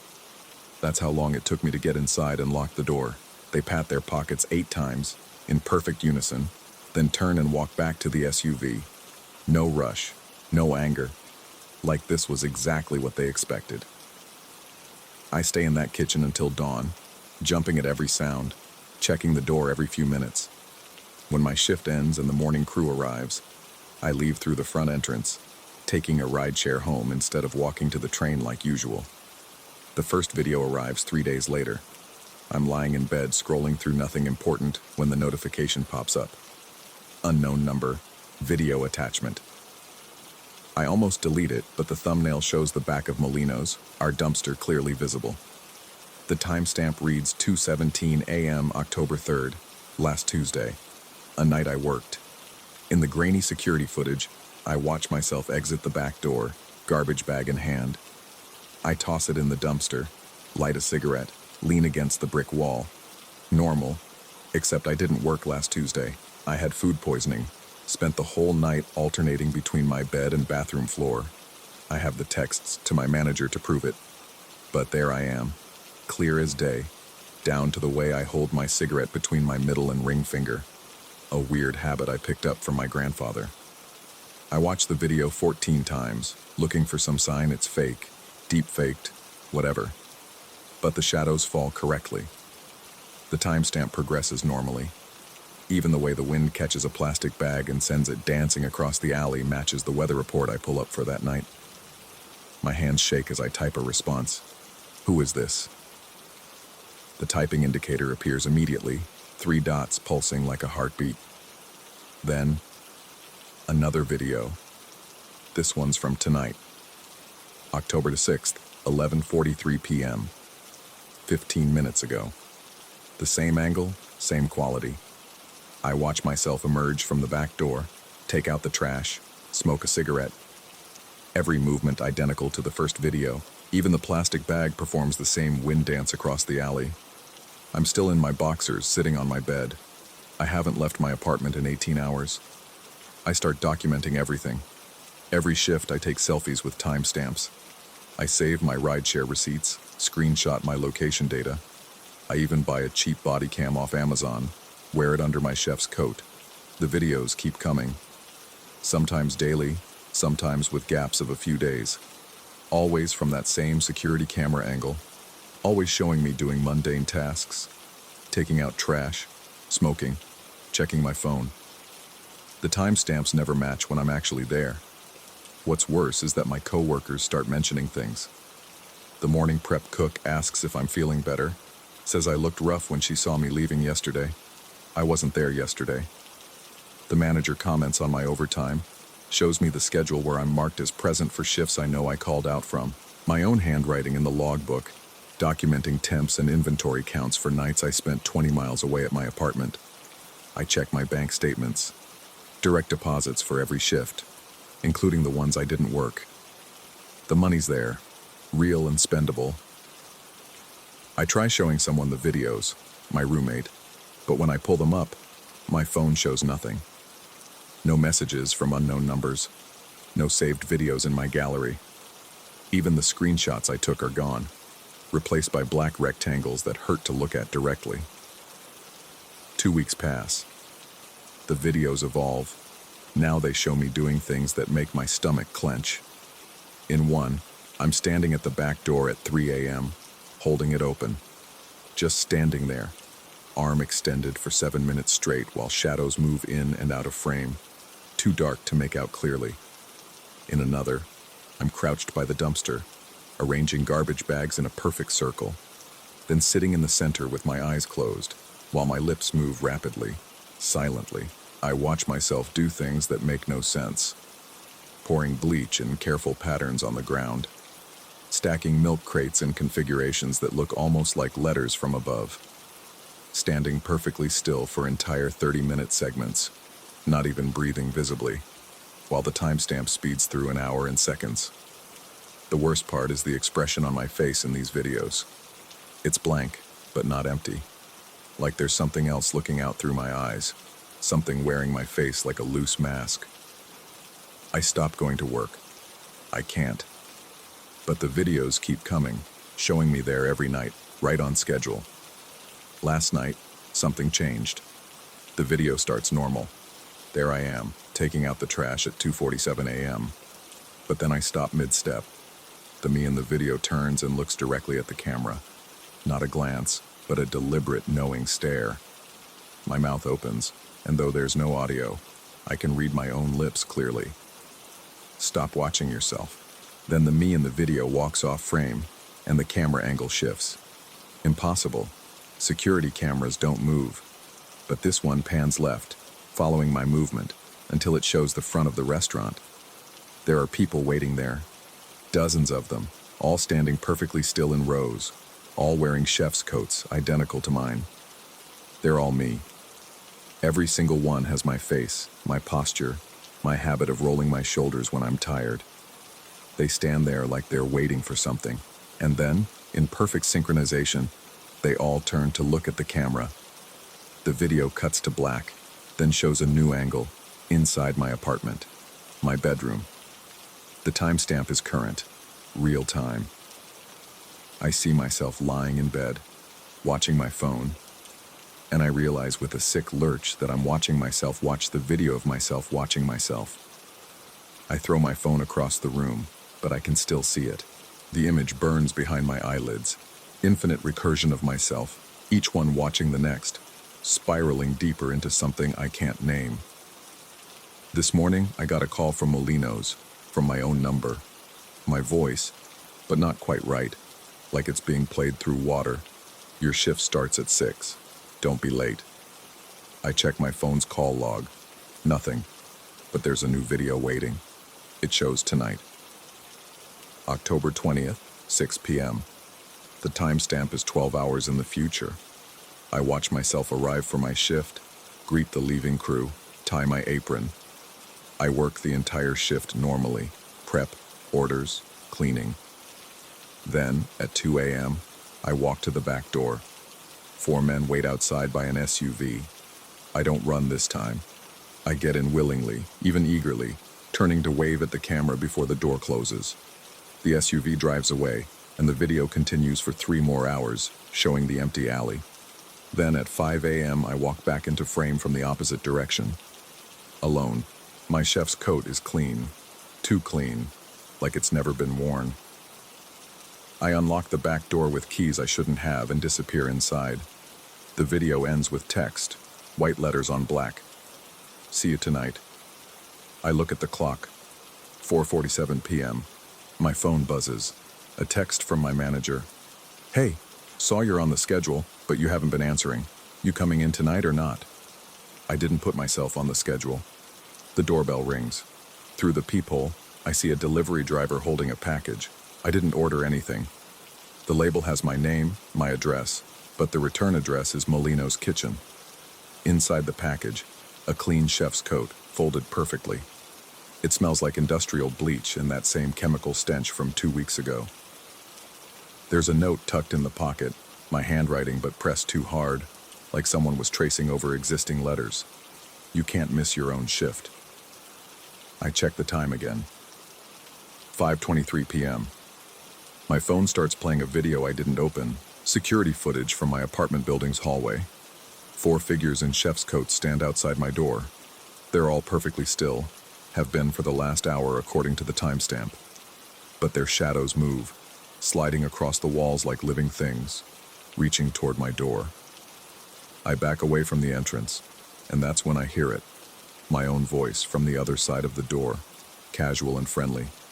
Come on, man, everyone's waiting. You don't want to disappoint yourself. The doorknob turns. I locked it. I know I locked it, but it turns anyway.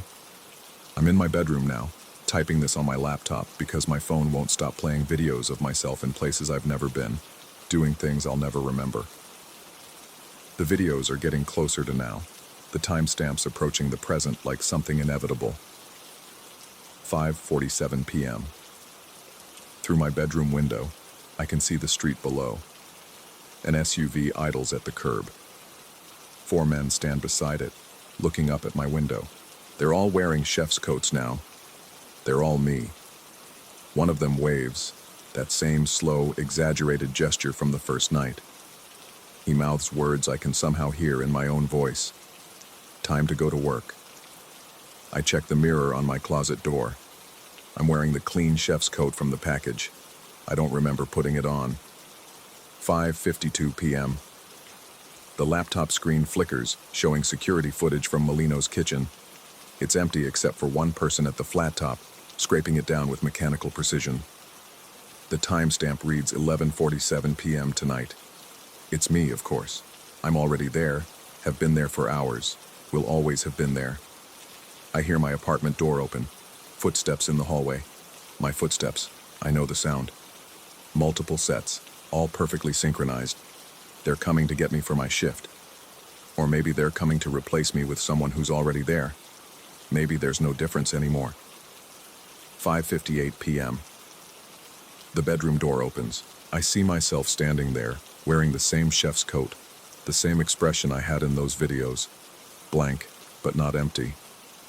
Behind me, more versions, stretching back into the hallway like a paper chain of myself. The one in front extends his hand. My hand. He speaks in my voice, but from all their mouths at once. You're going to be late. I reach for his hand, or maybe he reaches for mine. I can't tell anymore who's reaching and who's pulling. The distance between us collapses, and I understand finally that I've been watching myself from the wrong angle all along. We've always been one person. I've always been at work. 6 p.m.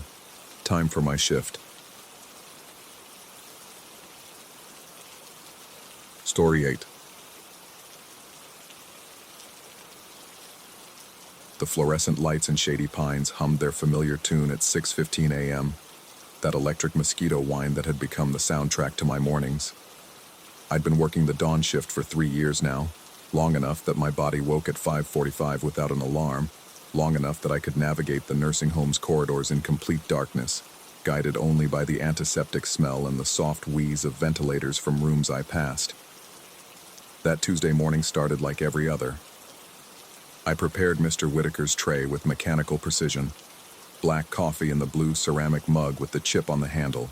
Pittsburgh Post-Gazette folded to display the headlines. 2 packets of sugar arranged at a 45-degree angle to the spoon. Whitaker had been particular about these details for the 7 years he'd lived here, and I'd learned them all. The coffee had to be exactly 176 degrees.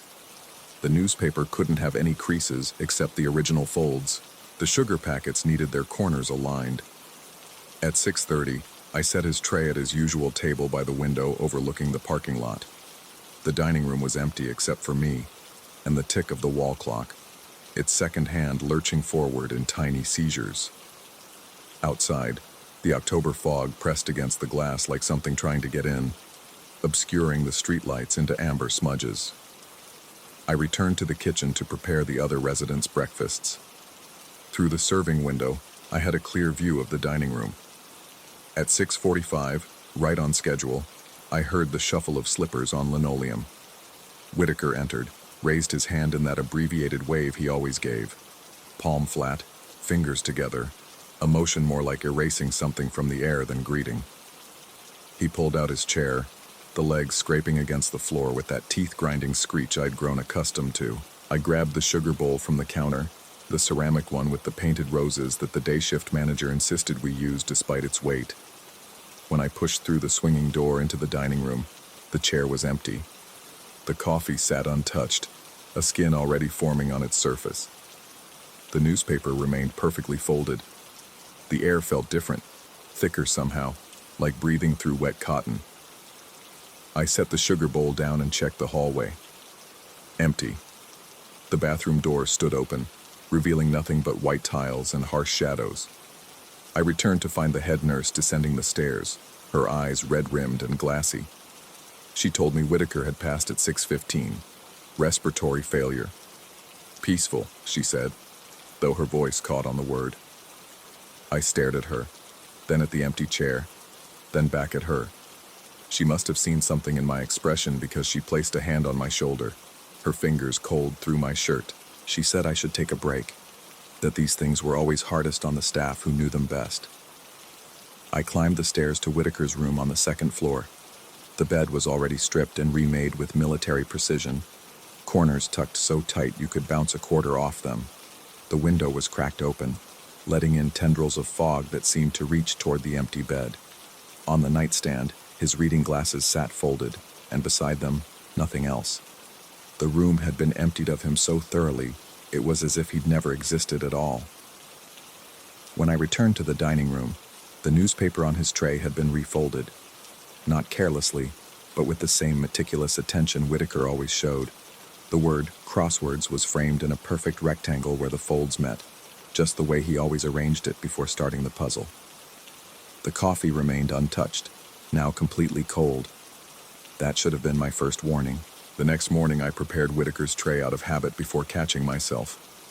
My hands had moved without thought, muscle memory taking over.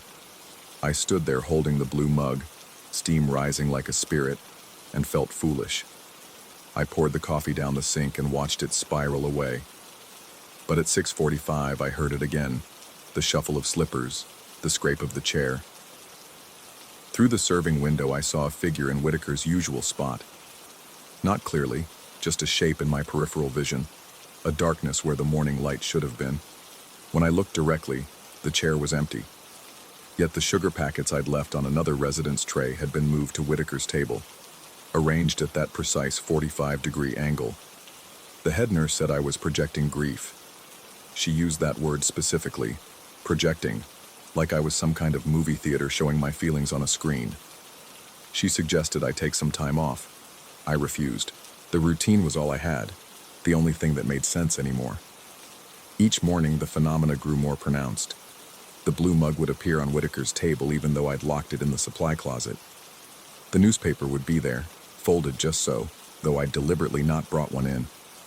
At 6:45, always 6:45, I'd hear those slippers, that chair, and catch glimpses of something sitting there. Never fully formed, never quite solid, but present enough to make my skin crawl with electric anticipation. I started arriving earlier, parking in the fog-shrouded lot at 5:30 and watching the building from my car. The dining room windows remained dark until I turned on the lights at 6:15. No one entered or left. Yet when I went inside, evidence of Whitaker's presence was already there. The faint depression in the chair cushion, the lingering smell of Old Spice cologne. The crossword puzzle started in blue ink, his preferred color. One morning, I decided to wait in the dining room instead of the kitchen. I sat in the corner where the shadows gathered thickest, making myself small and quiet. At 6:44, the temperature dropped so suddenly I could see my breath.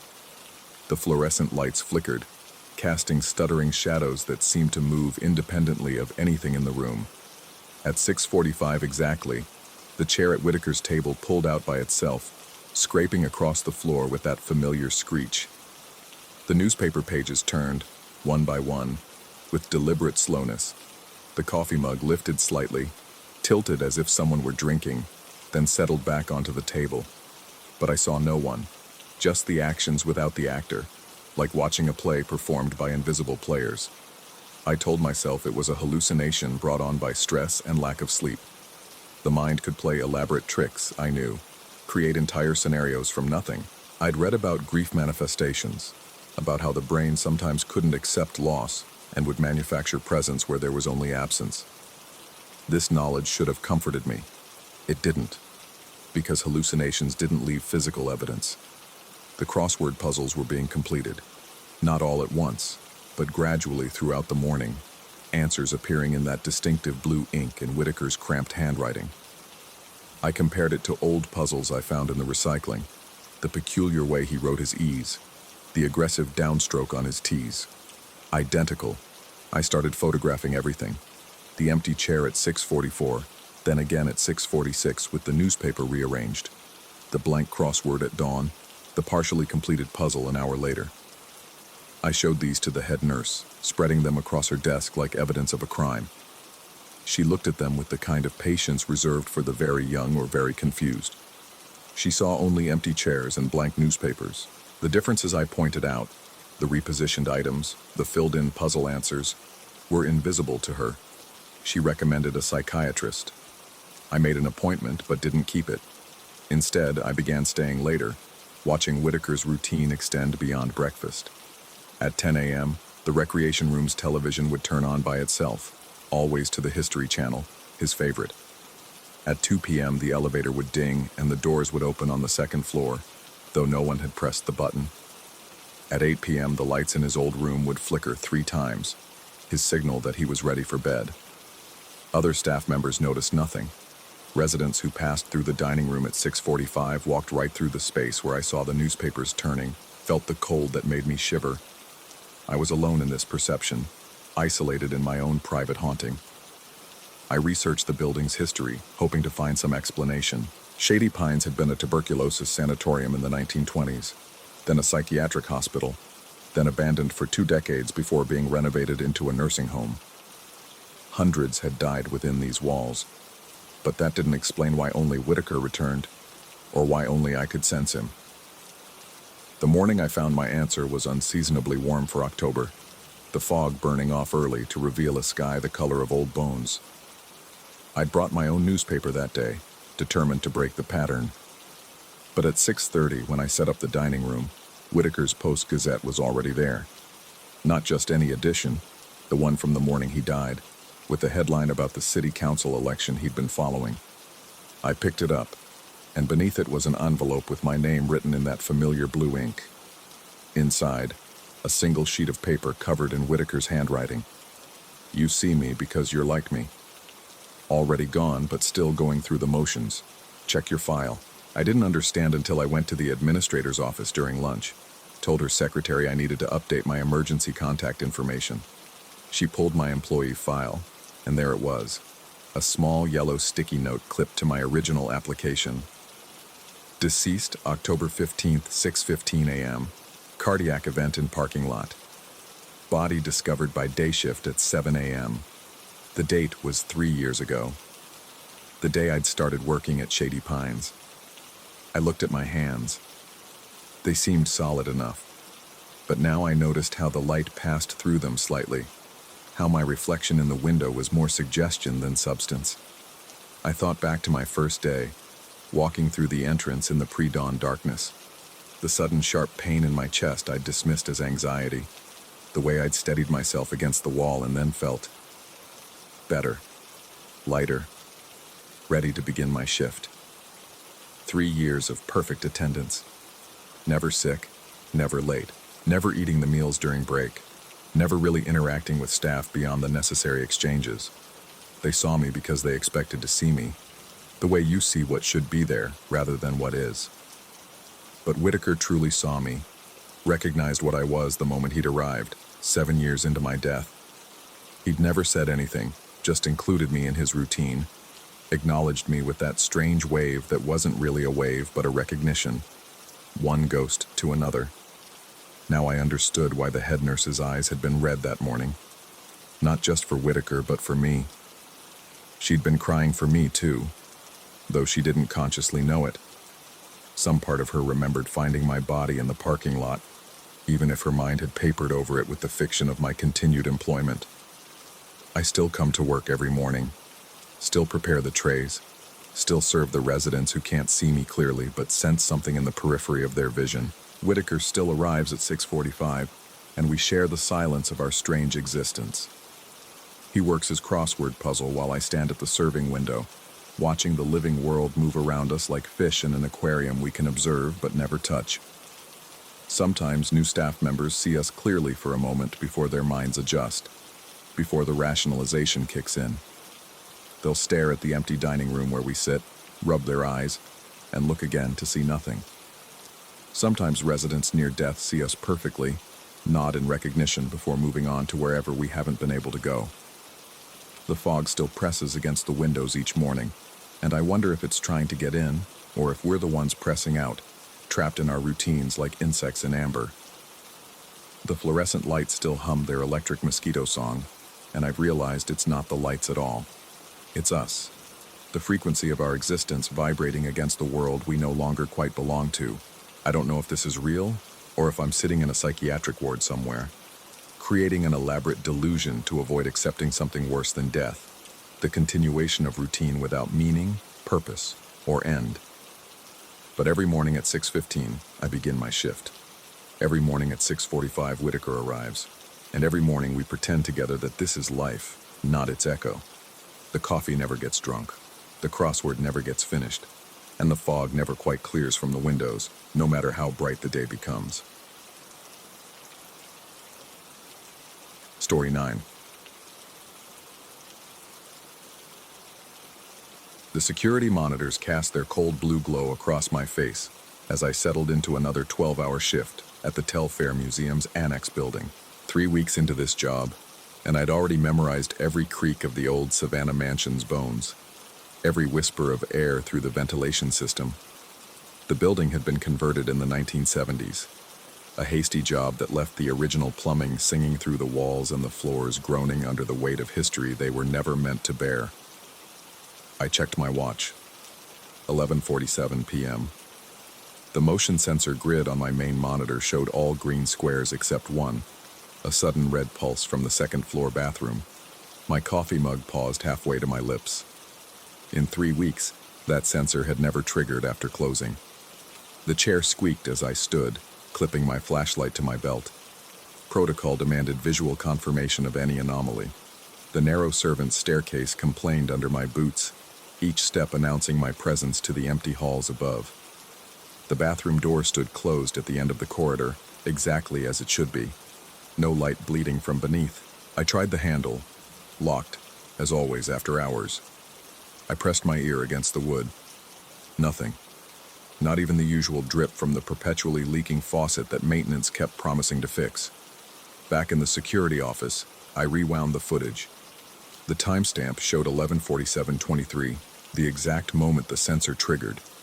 The camera angle only caught the hallway, not the bathroom interior, but the door remained closed throughout.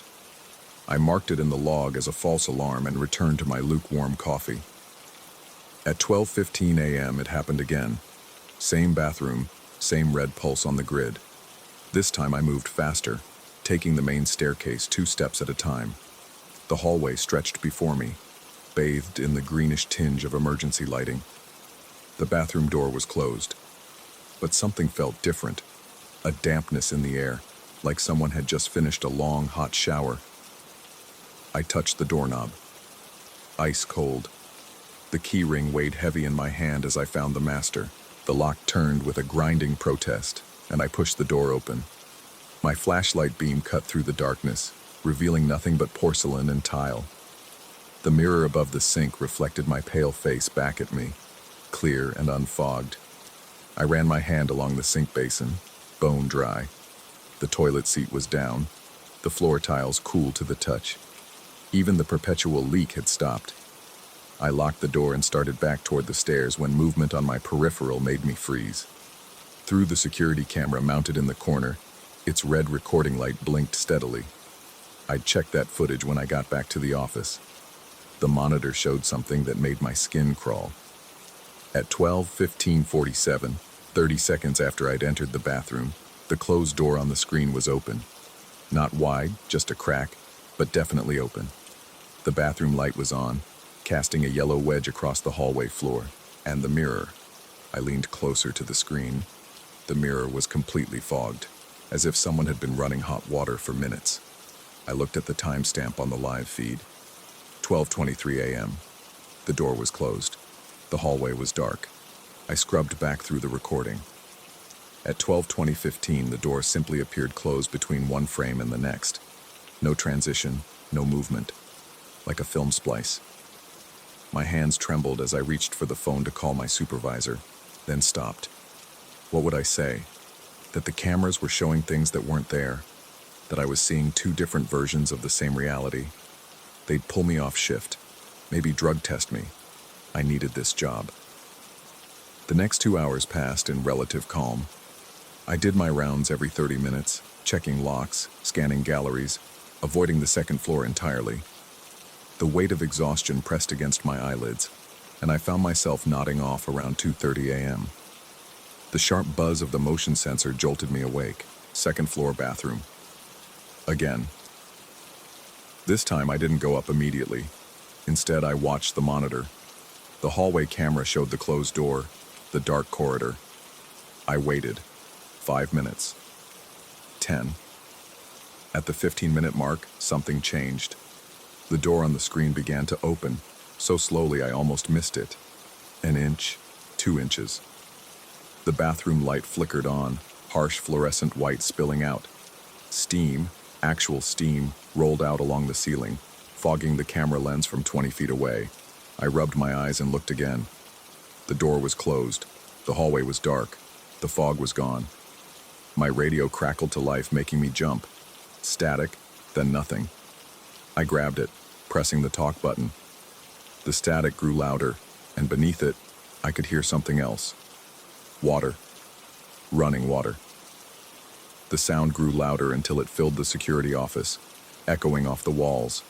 I yanked the volume knob down, but the sound persisted, seeming to come from the walls themselves. Then, as suddenly as it started, it stopped. The silence that followed was worse than the noise. It pressed against my eardrums, thick and oppressive. I forced myself to stand, to grab my flashlight, to climb those stairs one more time. The hallway stretched longer than before, or maybe that was just my imagination. The bathroom door stood closed, but I could see moisture beating on its surface, running down in thin rivulets. I unlocked it and pushed it open. The room was exactly as I'd left it earlier, dry, cold, empty. But the mirror was wrong. Not fogged, not cracked, but wrong in a way I couldn't immediately identify. I stepped closer, raising my flashlight. My reflection stared back, flashlight in hand, but the angle was off. When I moved left, my reflection moved left too, but a fraction of a second too late, like a bad video connection. I reached out to touch the glass. My reflection reached out too, but our fingers didn't meet at the same point. Mine touched cold glass. His seemed to touch something else, something behind where the surface should be. I jerked my hand back. My reflection did too, but again, delayed. The curator found me the next morning, sitting in my car in the parking lot, my shift technically over but unable to bring myself to leave. She knocked on my window, her face creased with concern. She asked if everything had been all right during the night. I told her about the false alarms, keeping my voice steady, professional. She frowned and mentioned that maintenance had called about the water meter showing unusual usage overnight, nearly 50 gallons unaccounted for. Did I notice any leaks? Any running faucets? I shook my head, not trusting my voice. As we walked back toward the building together, discussing the scheduling for the next week, we passed the glass doors of the main entrance. Our reflections walked alongside us in the polished surface, the curator in her pressed blazer, me in my wrinkled uniform. She paused to adjust her hair, and I noticed my badge catching the morning sunlight, throwing a small rainbow across the glass. But in the reflection, where I should have been standing, there was only empty space beside her. Her reflection walked alone, talking animatedly to nothing, gesturing at air. My badge still glinted in the real world, pinned to my very real chest, but in that polished surface, I simply wasn't there. The curator continued talking, oblivious. I nodded along, making appropriate sounds of agreement, my eyes fixed on that impossible absence in the glass. When she finally went inside, I stood there for a long moment, studying every reflective surface I could find. Windows, car mirrors, puddles in the parking lot. In some I appeared normal. In others, I was a blur, a smudge, a distortion. And in a few, I wasn't there at all. I called in sick for my next shift, and the next. On the third day, the curator called to check on me.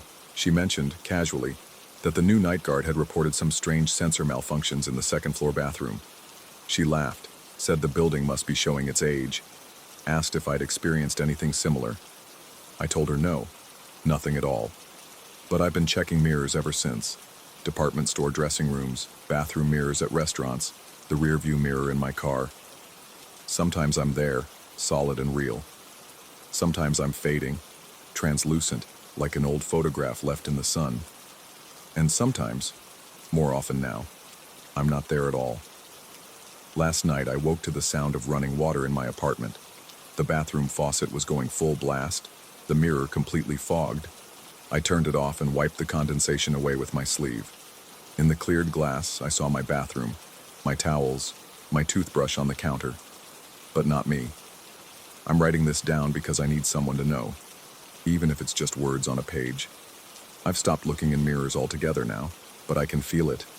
That absence spreading, that disconnection from my own reflection growing stronger. The water still runs sometimes, always when I'm not watching. The meter in my apartment building spins wildly, recording usage that makes no sense. The museum called again yesterday.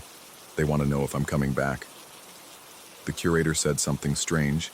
She mentioned that the security footage from my last few shifts was corrupted, showing empty hallways where the log indicated I'd done my rounds.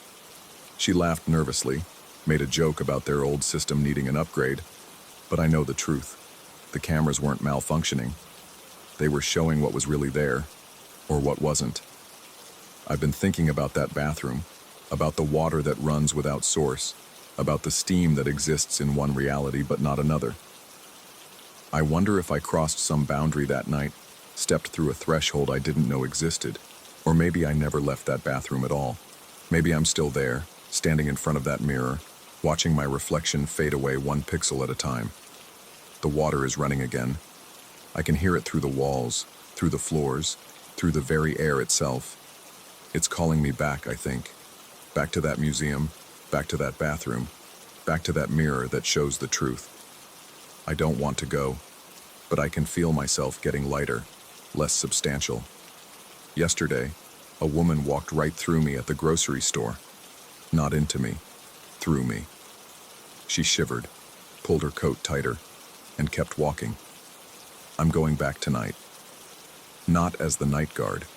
That position has been filled, but the building knows me now, or maybe it's the other way around. Maybe I know the building, understand what it wants, what it needs. The water never stops running. Not really. It just moves between worlds, between reflections, between what is and what isn't. And I'm learning to move with it, to exist in that space between the mirror and the glass, between the camera and the screen, between the real and the reflected. If you ever visit that small museum in Savannah, avoid the second-floor bathroom after dark. And if you must use it, don't look in the mirror. Not because of what you might see, but because of what might not be there looking back. Story 10. The studio apartment cost less than a storage unit, which should have been my first warning. But graduate students can't afford to be suspicious of good deals, not in Seattle, not when every penny counts toward textbooks and instant ramen. The landlord, a woman who communicated only through text messages despite living 2 floors up, had been eager to rent it, sight unseen. I signed the lease digitally, moved in with 2 suitcases and a laptop, and told myself the musty smell would air out once I opened the windows. It didn't. The odor lingered, especially at night, iron and wet cork, like old wine spilled on rust. I bought air fresheners, then candles, then an expensive HEPA filter that hummed constantly in the corner. Nothing helped. The smell seemed to seep from the walls themselves, stronger when the rain hammered against the single window that faced a brick wall 3 feet away. The studio was essentially one room with a closet and a bathroom so small I had to step sideways to reach the toilet. The closet bothered me from the start. The hanging bar was mounted at an odd height, too high for shirts, too low for coats. I had to fold everything or let it drag on the floor, but it was the door frame that truly unsettled me. Pencil marks climbed up the wood like a growth chart, but they were too close together, too frequent. Someone had measured themselves, or someone else, obsessively. The marks started at about 4 feet and climbed to nearly 6, dated in tiny, cramped handwriting I couldn't quite decipher. I tried to focus on my thesis, urban planning, specifically the psychological effects of architectural constraints on behavior. Ironic, considering my own living situation. But the walls seemed to press closer each day, and concentration became impossible after dark. The building's sounds didn't help. Footsteps above that never quite matched the rhythm of normal walking. Pipes that groaned in sequences that almost formed patterns, like Morse code I couldn't decode. 3 weeks in, I found the mailbox. It was tucked behind a false panel in the hallway, painted over so many times it had nearly disappeared into the wall. My apartment number, 4B, was etched into the metal slot. Inside were 7 letters, no postmark, no return address. Each one began the same way. If you still live there. The first letter described the smell, how it gets stronger in winter, how you'll start tasting it in your food, metallic and earthy. The second warned about the closet measurements. Never add your own mark, never continue the sequence. The third told me about the sounds in the walls, how they're loudest during the new moon, how they're not pipes at all.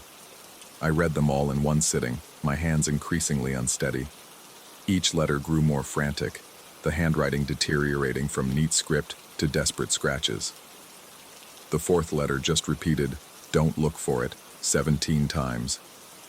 The fifth was mostly illegible, water-damaged or tear-stained. The sixth contained only numbers, coordinates maybe, or dates, or something else entirely. The seventh letter was different, calmer, resigned. If you still live there, you've probably found the rest by now. You're wondering if you should leave. You won't. We never do. The rent is too good, the location too convenient. You'll make excuses. You'll rationalize. You'll think you're stronger than whatever this is. But listen carefully. Don't open the lower compartment. There isn't one, you'll tell yourself. You're right. There isn't. Not yet. But you'll start looking for it anyway. Behind the refrigerator, under the sink, in the corners where the baseboards don't quite meet. You'll tap on walls listening for hollow spaces. You'll measure the room and find the dimensions don't add up.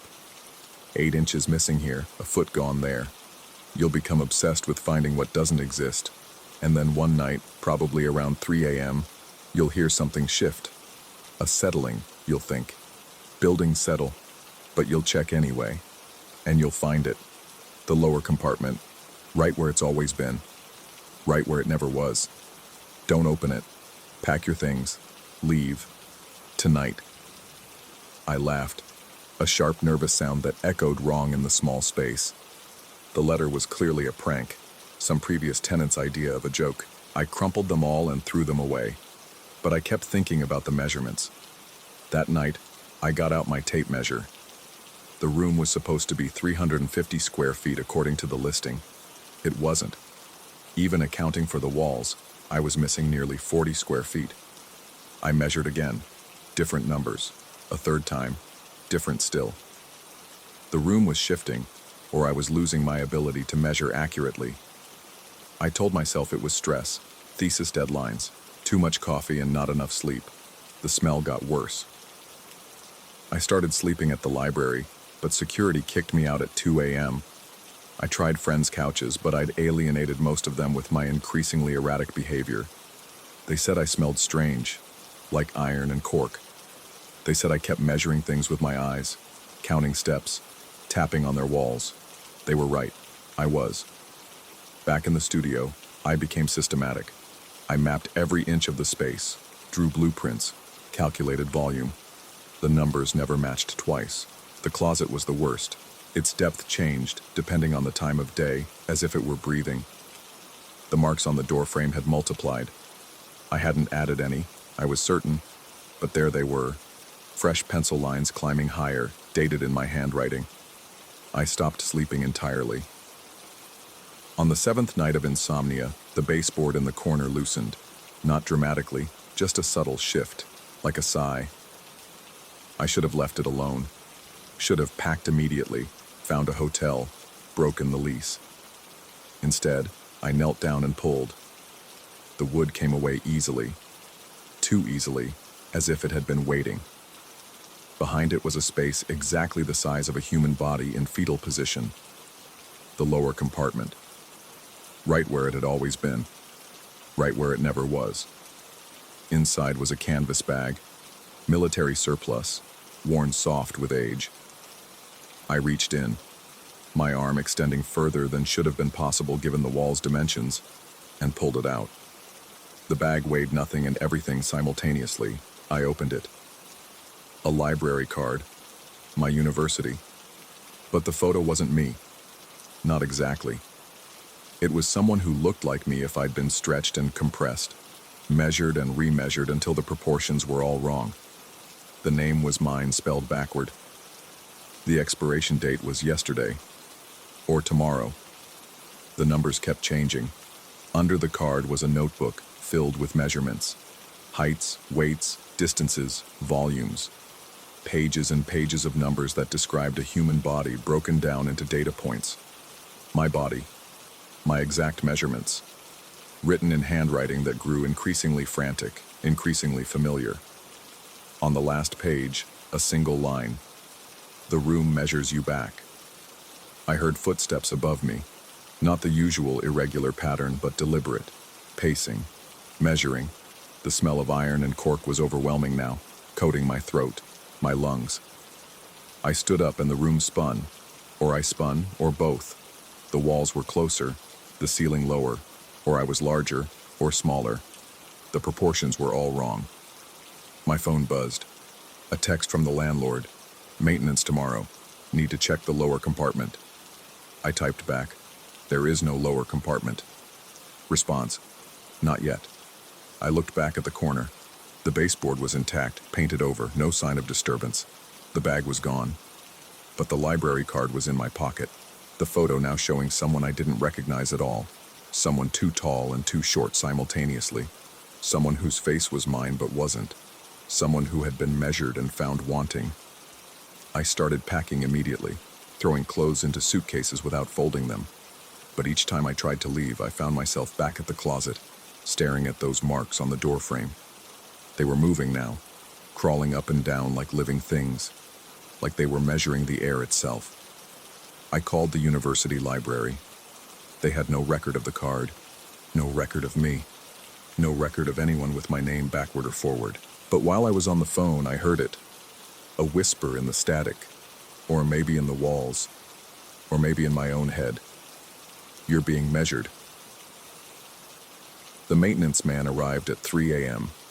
I hadn't given him a key, but he was inside anyway, kneeling by the corner where the baseboard had been, where it had never been.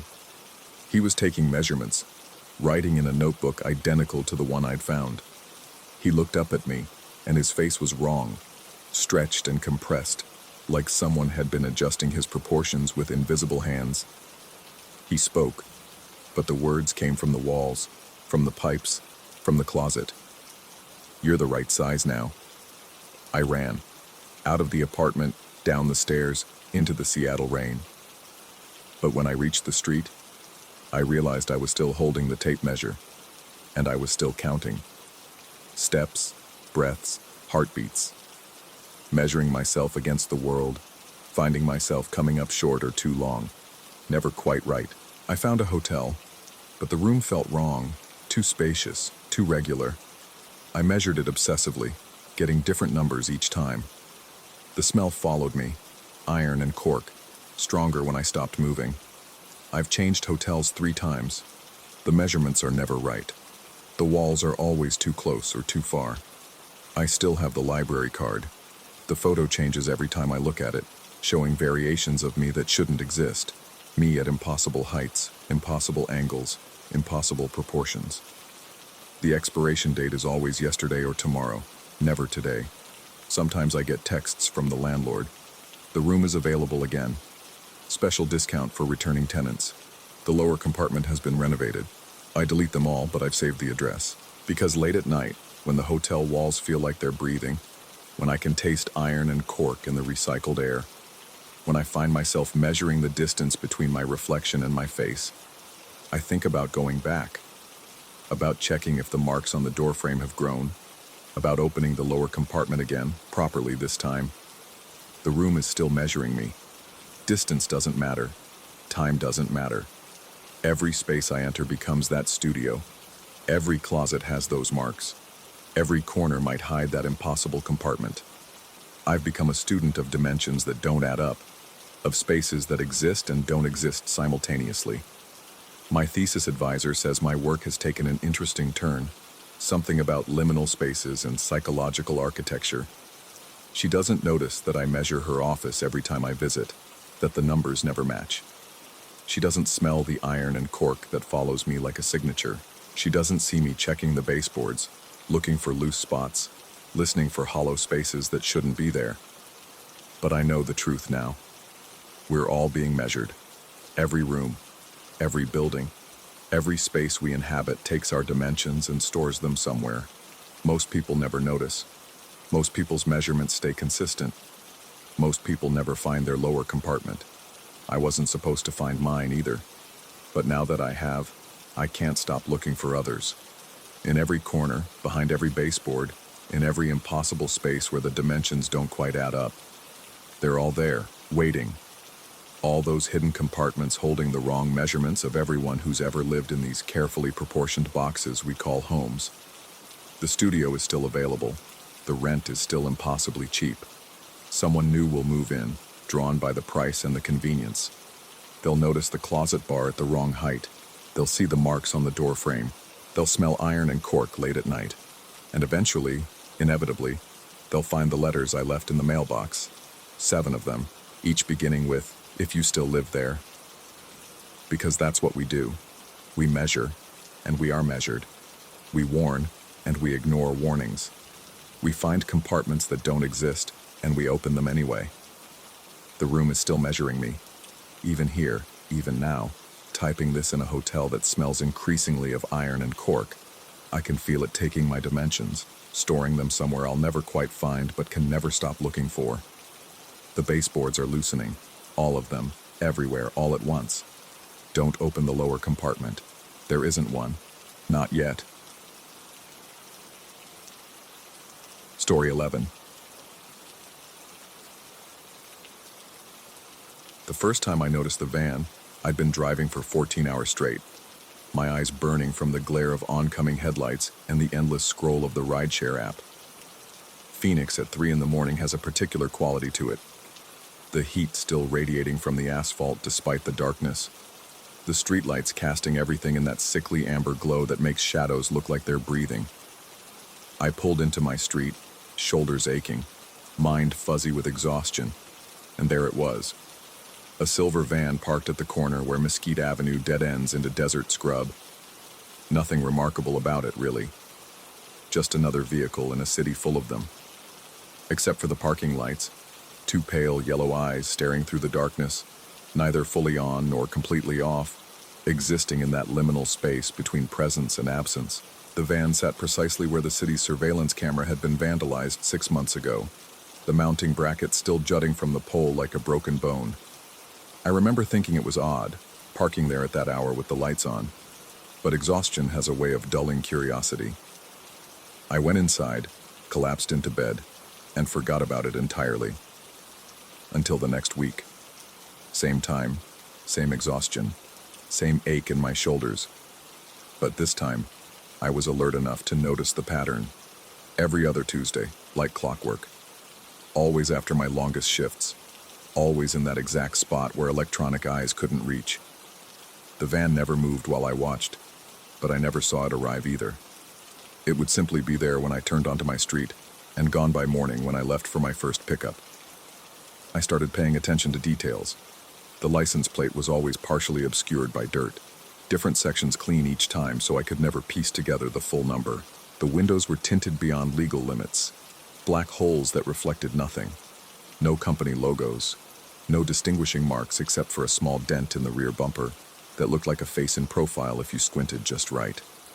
The 4th time I saw it, or was it the 5th, I decided to confront whoever was inside. My hand was on the door handle when my phone buzzed with a ride request. Urgent pickup, surge pricing, too good to pass up. By the time I'd declined it and looked back, The van's lights were off. Just another dead vehicle on a dead-end street. I sat there for 10 minutes, watching, but nothing moved behind those black windows. Eventually, I went inside, double-locked my door, and tried to convince myself I was being paranoid. Phoenix does things to your mind. The heat, the isolation, the endless sprawl of identical neighborhoods. It all blurs together until you're not sure if you're driving the same route or stuck in some cosmic loop. The rideshare app becomes your only anchor to reality, each ping a confirmation that yes, you exist, yes, people need you, yes, you're moving through space and time like everyone else. But the van started appearing in my peripheral vision during rides. I'd glimpse silver in my mirror, check again, and find nothing. Or I'd see it 3 cars back at a red light, only to lose it when the light turned green. The mind plays tricks when you're tired, when you've been staring at taillights for hours, when every third vehicle in Phoenix is some shade of silver or gray. Then came the Tuesday when everything shifted. I'd accepted a ride request from downtown to Ahwatukee, a solid 40-minute drive across the city. My passenger was a woman who spent the entire ride on her phone, speaking in hushed tones about meeting deadlines and client expectations. Normal Tuesday night stuff.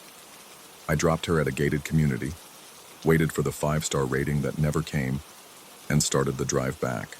That's when I saw it. The silver van, parked on a side street barely a block from where I'd just dropped off my passenger. The parking lights were on, that same sickly yellow glow, but something was different.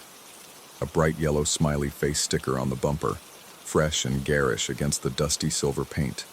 The kind of sticker you'd see on a kid's notebook, but sized up, wrong. Its smile too wide, and eyes just black dots. My hands tightened on the steering wheel. Ahwatukee was 30 miles from my neighborhood, different side of the city entirely. The chances of the same van being here, now, with a new addition that seemed specifically designed to be noticed. My mind ran through probability calculations while my foot pressed harder on the accelerator. I took a different route home. Longer, illogical, through neighborhoods I'd never serviced before.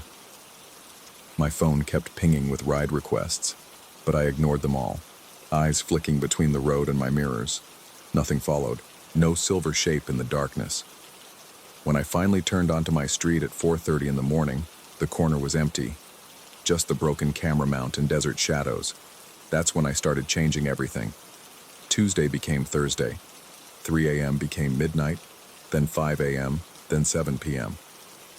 I'd drive different cars, rentals when I could afford them, borrowing a friend's sedan, anything to break the pattern. I installed a dash cam, then 2, then 4, covering every angle of my vehicle. I started keeping logs, dates, times, locations, weather conditions, anything that might reveal a pattern beyond the obvious. The van adapted.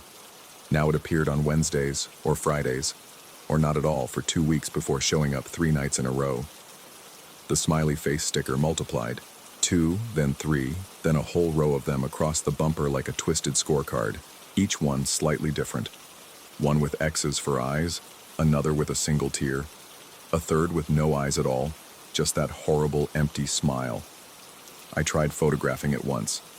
My phone camera refused to focus, every shot coming out blurred and distorted, the van looking more like a silver smear against the darkness. The dashcam footage from those nights showed only static during the exact minutes when I knew the van was there. Electronic interference, maybe, or something else. Something that didn't want to be documented. Sleep became negotiable. I'd park down the street from my own house, watching the corner through binoculars borrowed from a pawn shop. I saw the van arrive once. Didn't see it exactly. More like it existed between one blink and the next. One moment the corner was empty. The next moment it had always been there, as if reality had edited itself while I wasn't paying attention. My rideshare ratings started dropping. Passengers complained I took strange routes, that I seemed distracted, that I kept checking mirrors and muttering to myself. The app warned me about maintaining service standards. I wanted to explain, to tell them about the van, about the stickers multiplying like a disease, about how it knew where I'd be before I did. But how do you explain something that sounds insane even to yourself? The breaking point came on a Tuesday that had become a Thursday that was actually a Saturday. I'd lost track of my own disruption patterns. the calendar becoming as unreliable as everything else. 4:17 a.m. according to my phone, though the darkness outside felt deeper than any 4 a.m. I'd known. I'd just finished a ride to the airport, was heading home on empty streets when the app pinged. New ride request, pickup location, my address, my exact address, down to the apartment number I'd never listed anywhere on the app. The passenger name showed as Ryder in all caps. No photo, no rating. The destination was blank, just a pulsing question mark on the map. My finger hovered over the decline button, but something, curiosity, exhaustion, the inevitability that had been building for weeks, made me accept. The message came through immediately. Can you come down? I was 15 miles from home, sitting in my car in an airport cell phone lot, but somehow I knew that if I looked in my rearview mirror, I'd see it. The silver van, parking lights on, all those smiley face stickers glowing in the dark like phosphorescent teeth. I didn't look, couldn't look. My hands shook as I typed back, I'm not home. 3 dots appeared, disappeared, appeared again. Then, yes you are. My phone screen flickered. The GPS showed my location as my apartment complex, the little blue dot pulsing right where my assigned parking space would be. But I could see the airport tower in front of me, could hear the planes overhead, could smell the jet fuel on the desert wind. 2 realities, overlapping, both equally true and equally impossible. Another message. 3rd floor window. Wave if you can see me. My apartment was on the 3rd floor. Corner unit. The window faced the street, directly overlooking where the van always parked. I kept my eyes fixed straight ahead, fighting every instinct to check if somehow I was in both places at once. The phone buzzed again. You waved. Come down now. I hadn't moved, hadn't waved, hadn't done anything but sit frozen in my car while reality folded in on itself like origami made of nightmares. But somewhere, in some version of this moment, maybe I had. Maybe there was another me, standing at that window, looking down at a silver van that was both there and here and nowhere at all. The app showed the ride had started. The timer was running, dollars and cents accumulating for a trip that couldn't be happening. My phone's screen showed my car moving through streets I wasn't driving on, turning corners that didn't exist in the parking lot, approaching a destination that was somehow both my apartment and somewhere else entirely. Almost here, came another message. Leave the car running. I turned off my phone, threw it in the glove compartment, started driving, not home, but away, toward the desert, toward anywhere that wasn't Phoenix. But every street led back to familiar territory.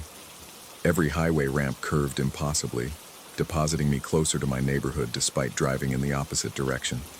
The city had become a Mobius strip, and I was trapped on its surface. When I finally arrived at my street, not by choice, but by the inevitable gravity of whatever was happening, the van was there. Of course it was there. It had always been there, would always be there, was there even when it wasn't. The parking lights painted everything in that sick yellow glow, and now I could see someone in the driver's seat. Just a silhouette, human-shaped but wrong in proportions I couldn't quite identify. My phone, still in the glove compartment, somehow rang with an incoming call. The screen, visible through the plastic, showed my own number calling itself. I didn't answer. The voicemail notification popped up immediately. I listened to it later, much later, after I'd spent 3 hours sitting in my car, watching the van, waiting for something to happen that never did. The message was my voice, but hollow, echoed, like it was coming from the bottom of a well or the inside of a metal tube. You can't keep us both waiting. One of you has to choose. The van disappeared at sunrise, evaporating with the morning heat like dew on asphalt. But the smiley face stickers remained, scattered on the ground where it had been parked, each one burning itself into the concrete until they became permanent shadows on the street. I still drive, still accept rides, still come home to my apartment that may or may not be where I actually live. The van appears randomly now, sometimes silver, sometimes white, sometimes a color that doesn't have a name but makes my teeth ache to look at. The stickers change too. Smiley faces, frowning faces, faces with too many eyes or mouths where eyes should be. Last night, Every ride request came from my own address. Different names, different photos, but always my apartment number, my street, my zip code. I declined them all, but the app showed them as completed anyway. 5-star ratings from passengers I never picked up for rides I never gave. This morning, I found a smiley face sticker on my bathroom mirror. It wasn't there when I went to bed. When I tried to peel it off, there was another underneath, and another, and another. Layers upon layers, going deeper than the mirror should allow, each smile wider and wronger than the last. The van is outside right now, both outside and not outside, there and not there, real and unreal. The parking lights pulse in a rhythm that matches my heartbeat, or maybe my heartbeat has started matching them. It's Tuesday, Thursday, Saturday, all days and no day. Every moment happening simultaneously in a phoenix that exists between the phoenix everyone else knows and the phoenix that knows me. My phone buzzes. Another ride request. The pickup location is inside my apartment. Not at my apartment, inside it. The coordinates place it exactly where I'm standing, as if the passenger is occupying the same space I am, waiting in a dimension just slightly offset from mine. I accept the ride. I always accept the ride, even when I decline. I've already accepted it somewhere else. Someone else in the phoenix that exists in the silver van's reflection, in the space between the smiley face stickers, in the gap where the city camera can't see. The message comes through. Look in the mirror. I don't want to, but I already have, will have, am having. In the reflection, I'm not alone. I'm never alone. The passenger has always been here, waiting in the spaces between seconds, patient as phoenix heat, inevitable as that silver van parked where surveillance fails. I can't see their face clearly. It keeps shifting, features rearranging like they're being viewed through water or heat shimmer. But they're smiling. Of course they're smiling. That same too-wide smile from the stickers, from the messages, from the voicemails I leave myself from numbers that don't exist.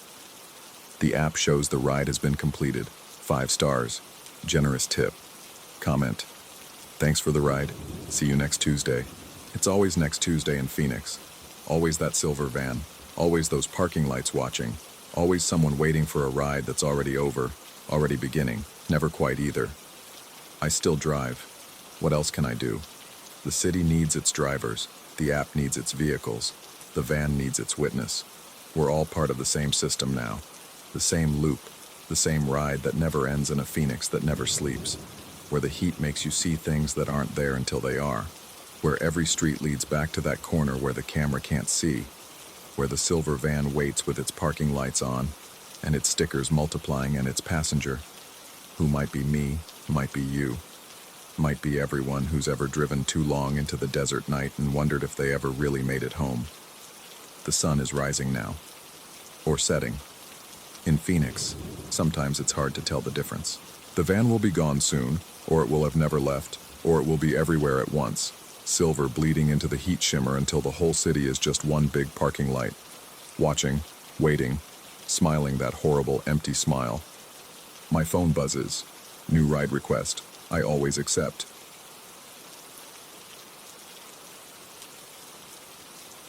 Story 12. The call came at 2:47 a.m., which should have been my first warning. In my line of work, 24-hour locksmith services in St. Paul, late-night calls usually meant drunk college kids locked out of dorms or panicked parents with toddlers who'd managed to lock themselves in bathrooms. This was neither. The woman's voice on the phone had a peculiar quality, like she was speaking through water or from the bottom of a well. She explained that her daughter was traveling and needed someone to unlock what she called a silly lock at the back of the house. The mother would be waiting for me. The address was in the old Hamline Midway district, one of those neighborhoods where Victorian houses stood like decaying teeth in the mouth of progress. I arrived at 3:20 a.m., my van's headlights cutting through the thick Minnesota fog that had rolled in from the Mississippi. The house sat back from the street, its windows dark except for a faint glow from what I assumed was the living room. The porch light flickered, not broken but rhythmic, like Morse code spelling out words I couldn't decipher. The mother met me at the front door before I could knock. She was perhaps 70, wrapped in a housecoat that might have been fashionable in the 1950s, her gray hair pinned in a style that matched. What struck me most were her eyes. They never quite focused on me, always looking slightly past my shoulder, as if watching something behind me. She led me through the house without speaking, and I followed, my tool bag creating a metallic symphony with each step. The interior smelled of old wallpaper and something else, something organic and sweet, like overripe fruit left too long in summer heat. Family photos lined the hallway, but in the dim light, I couldn't make out the faces. They seemed to shift when I wasn't looking directly at them, rearranging themselves in my peripheral vision. The back door was solid oak, probably original to the house. The lock was indeed unusual, a vintage mortise lock that I'd only seen in architectural salvage yards. The mother stood behind me as I knelt to examine it, and I could feel her presence like a weight on my shoulders, pressing down with more force than her frail frame should possess. I inserted my pick and tension wrench, feeling for the pins. The lock was cold, far colder than the ambient temperature warranted, and my fingers began to numb almost immediately. I worked the pins, but something was wrong. They moved, but not in any pattern I recognized. It was as if the internal mechanism was rearranging itself with each attempt, learning my techniques and countering them. That's when I noticed the light.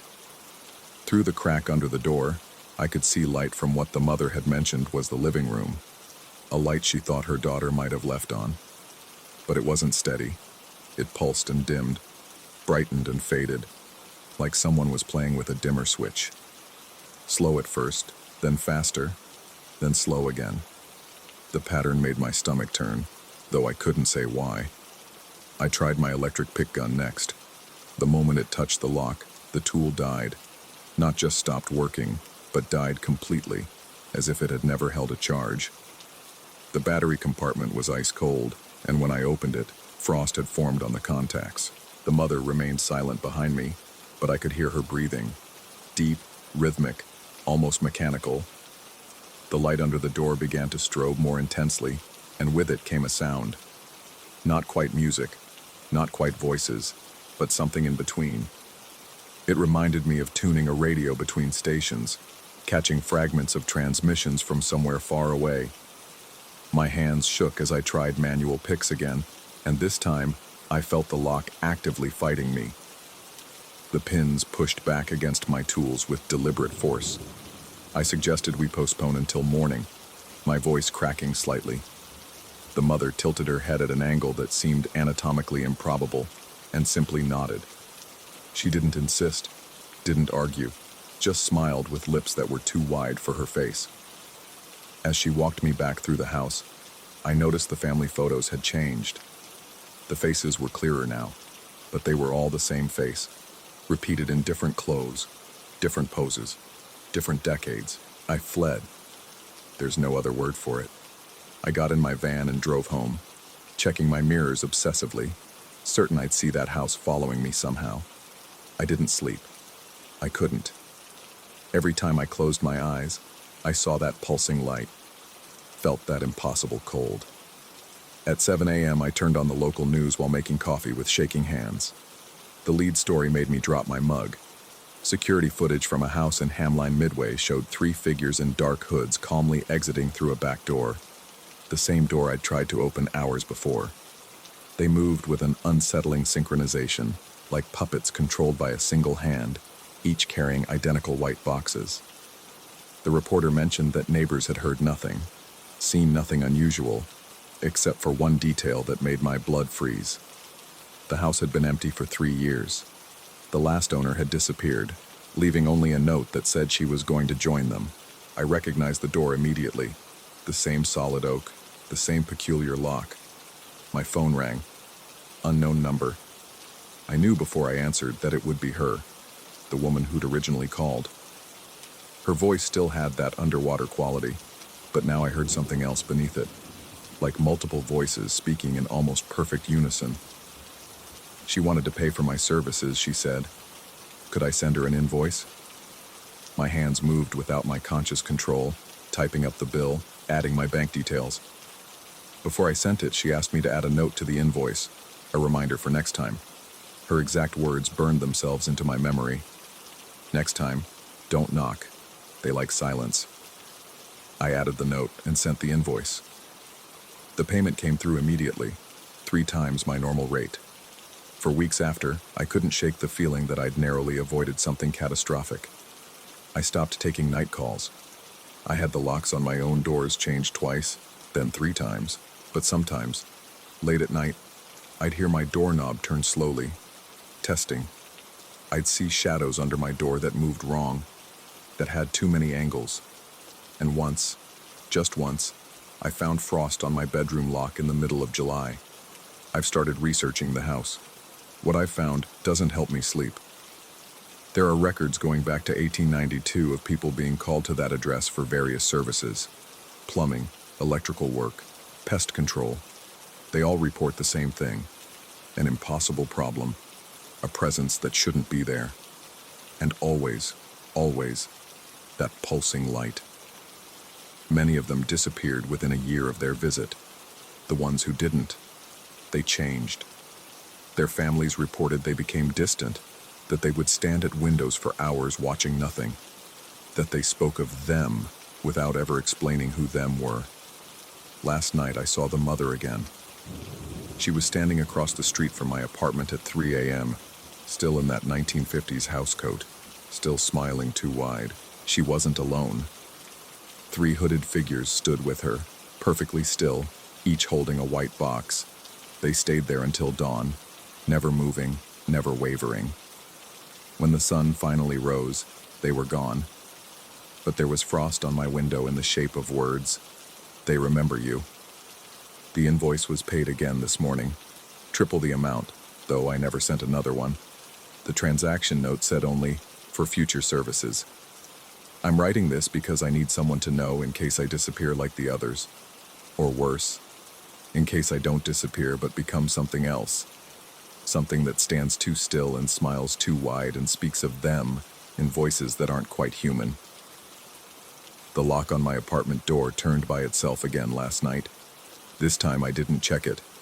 I've learned that some doors are meant to stay closed, and some questions are better left unasked. But I know, with a certainty that sits like ice in my chest, that one night soon, that door will open, and when it does, I'll either run, or I'll finally understand what the light was trying to show me, what those boxes contain, and why they like silence. The worst part isn't the fear. It's the growing certainty that part of me wants to know. Part of me wants to open that door myself, to walk back to that house, to knock despite the warning. Because sometimes, late at night when the world is quiet and my lock starts to frost over, I can almost hear them calling. And their voices sound exactly like mine.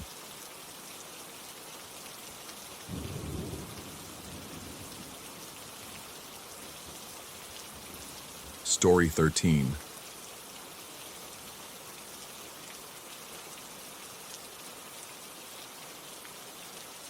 The first time I heard the voice, I was measuring the crown molding in what would become my study.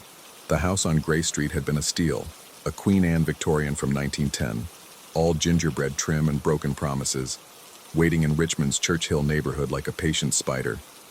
3 stories of peeling paint and rotting wood that the realtor assured me had good bones. At 43 after the divorce, I needed something to pour myself into, something that would occupy my hands and exhaust my mind enough to sleep without pills. It was 2:12 a.m. according to the grandfather clock I'd inherited from my father, the only piece of furniture I'd brought to the empty house. The chime had just finished its hollow announcement when I heard footsteps on the main staircase. Not the settling of old wood or the complaint of century-old joists. These were deliberate, measured steps, each one pressing into the runner with purpose. Then the voice, clear as morning. Elaine? A man's voice, neither young nor old, carrying up from the first floor with the particular quality of someone who expected an answer. I stood frozen in the doorway, my tape measure suddenly feeling like a child's toy in my hand. Elaine? Closer now, perhaps halfway up the stairs. The rational part of my brain cataloged possibilities. Squatter, previous owner with a key, confused neighbor. But something in the voice's tone, intimate, familiar, seeking, made my skin prickle with primitive warning. I forced myself to the landing, gripping the banister hard enough to feel splinters threatening through my work gloves. "She doesn't live here," I called down into the darkness. My voice cracked like a teenager's. Silence stretched for 3 heartbeats. Then, from perhaps 5 steps below where I couldn't see, "Yes, she does." The footsteps resumed their climb. I backed away from the landing, my heel catching on a loose floorboard that groaned in protest. But when I gathered courage to look again, the staircase was empty. No shadow, no sound, nothing but the house's usual repertoire of complaints. I told myself it was exhaustion. 3 weeks of 16-hour renovation days, breathing in decades of dust and God knows what else. The brain plays tricks when it's tired. I went back to my measuring, but my hands shook too badly to read the numbers. The next night, I was ready. I'd installed motion sensors on the stairs and a camera at the landing, connecting everything to my laptop. At 2:10, I positioned myself in the hallway watching the feed. At 2:12, the footsteps began again. The sensors didn't trigger. The camera showed an empty staircase, but I heard him clear as day. "Elaine?" This time I noticed something else. A smell rising with the voice. Not decay or mold, but something medicinal and sweet. Ether, maybe, or chloroform. The kind of smell that belonged in old hospitals or Victorian operating theaters. I started sleeping at a motel, returning only during daylight to work on the house. But curiosity is a terrible thing, especially when mixed with the particular masculine stubbornness that refuses to be driven from one's own property. After a week, I decided to research the house's history. The Richmond Library's archives yielded little at first. Property records showed a succession of unremarkable owners, families who stayed a few years, then moved on.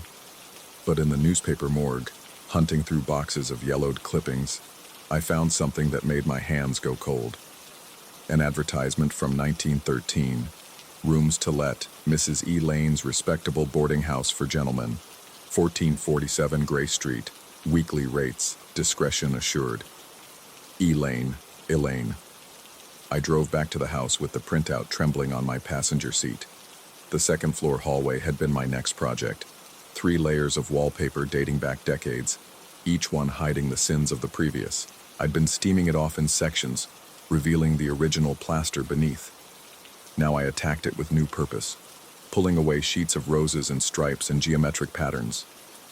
Behind the 3rd layer, near the floor by the back bedroom, I found it, penciled directly on the plaster in a careful, feminine hand. "If anyone hears my name, don't come down." The wallpaper came away in my hands like old skin. That night, I couldn't stay away. I sat on the landing at 2 a.m. waiting. The house seemed to hold its breath with me, every shadow deeper, every corner darker. The grandfather clock's ticking became thunderous. At 2:12, the footsteps began. But this time, something was different. There were 2 sets, one heavy, ascending, one light, descending. They met somewhere in the middle of the staircase. "Elaine?" The man's voice, urgent now. Then, for the first time, a woman's voice, barely a whisper. "Don't come up. Please, don't come up anymore." The medicinal smell was overwhelming, making my eyes water and my throat close. I pressed myself against the wall, certain that if I moved, if I made any sound, I would become part of whatever scene was replaying in the bones of this house. "You have to eat," the man's voice insisted. "You have to let me help you." "The others will hear," she whispered. "They'll know what you've done." "What I've done. What we've done, Elaine. What we've done together." The voices were moving now, circling each other on the stairs like dancers. I could hear fabric rustling, the creak of wood under shifting weight. The smell grew stronger, definitely chloroform, mixed with something else. Lavender. Old blood. I must have passed out. When I woke, dawn was breaking through the landing window, and my laptop showed 6:47 a.m. The house was silent except for the normal sounds of an old building waking up, pipes expanding, wood settling. But there was something in my hand, a brass key, tarnished black with age. with a paper tag attached by a piece of rotting string. The tag read, in the same careful handwriting as the wall, Room 3, do not disturb. I knew I should leave, pack my tools, hand the keys back to the realtor, forfeit my deposit, and never look back. But the key felt warm in my palm, almost pulse-like, and I found myself climbing to the 3rd floor. The 3rd floor had been servants' quarters originally, converted into small rooms when the house became a boarding establishment. I'd barely been up there. The stairs were treacherous, and the whole floor had a strange quality to it, as if the air was thicker, older, less willing to circulate. Room 3 was at the back, its door painted over so many times that the number was barely visible. The key turned easily, too easily, as if the lock had been waiting. Inside, the room was wrong. Not destroyed or damaged, wrong. The wallpaper was fresh, a pattern of cabbage roses that I'd just spent weeks removing from the 2nd floor. A narrow bed with a brass frame sat against one wall, its covers turned down as if waiting for someone. A washstand with a porcelain basin and pitcher. A small table with an oil lamp, its wick trimmed and ready. But it was the smell that made me stagger. Chloroform so strong my vision blurred, and underneath it, that lavender and copper scent. On the small table beside the lamp was a doctor's bag, leather with tarnished brass clasps. Next to it, a piece of paper. I picked it up with numb fingers. It was a receipt from 1913 for medical services rendered. The patient's name was E. Lane. The doctor's name was scratched out, but the amount was clear. $50, an enormous sum for that time. The kind of money paid for services that couldn't be spoken of. Procedures done in back rooms and boarding houses where discretion was assured. Under the receipt was a photograph, a woman, young, pretty in that serious Victorian way, staring at the camera with eyes that seemed to look through me. On the back, in pencil, Mrs. E. Lane, 1913. Tell them I went to visit my sister in Petersburg. I heard the footsteps on the stairs again. Not from below this time, but coming up to the 3rd floor. Heavy, purposeful, the tread of a man who knew exactly where he was going. The doorknob began to turn. I ran, down the narrow stairs, through the 2nd floor, past the landing where I'd spent so many nights waiting. Behind me, I heard him calling, not questioning anymore, but demanding, "Elaine, I know you're here." I grabbed my laptop, my tools, anything I could carry, and fled to my truck. As I drove away, I looked back once.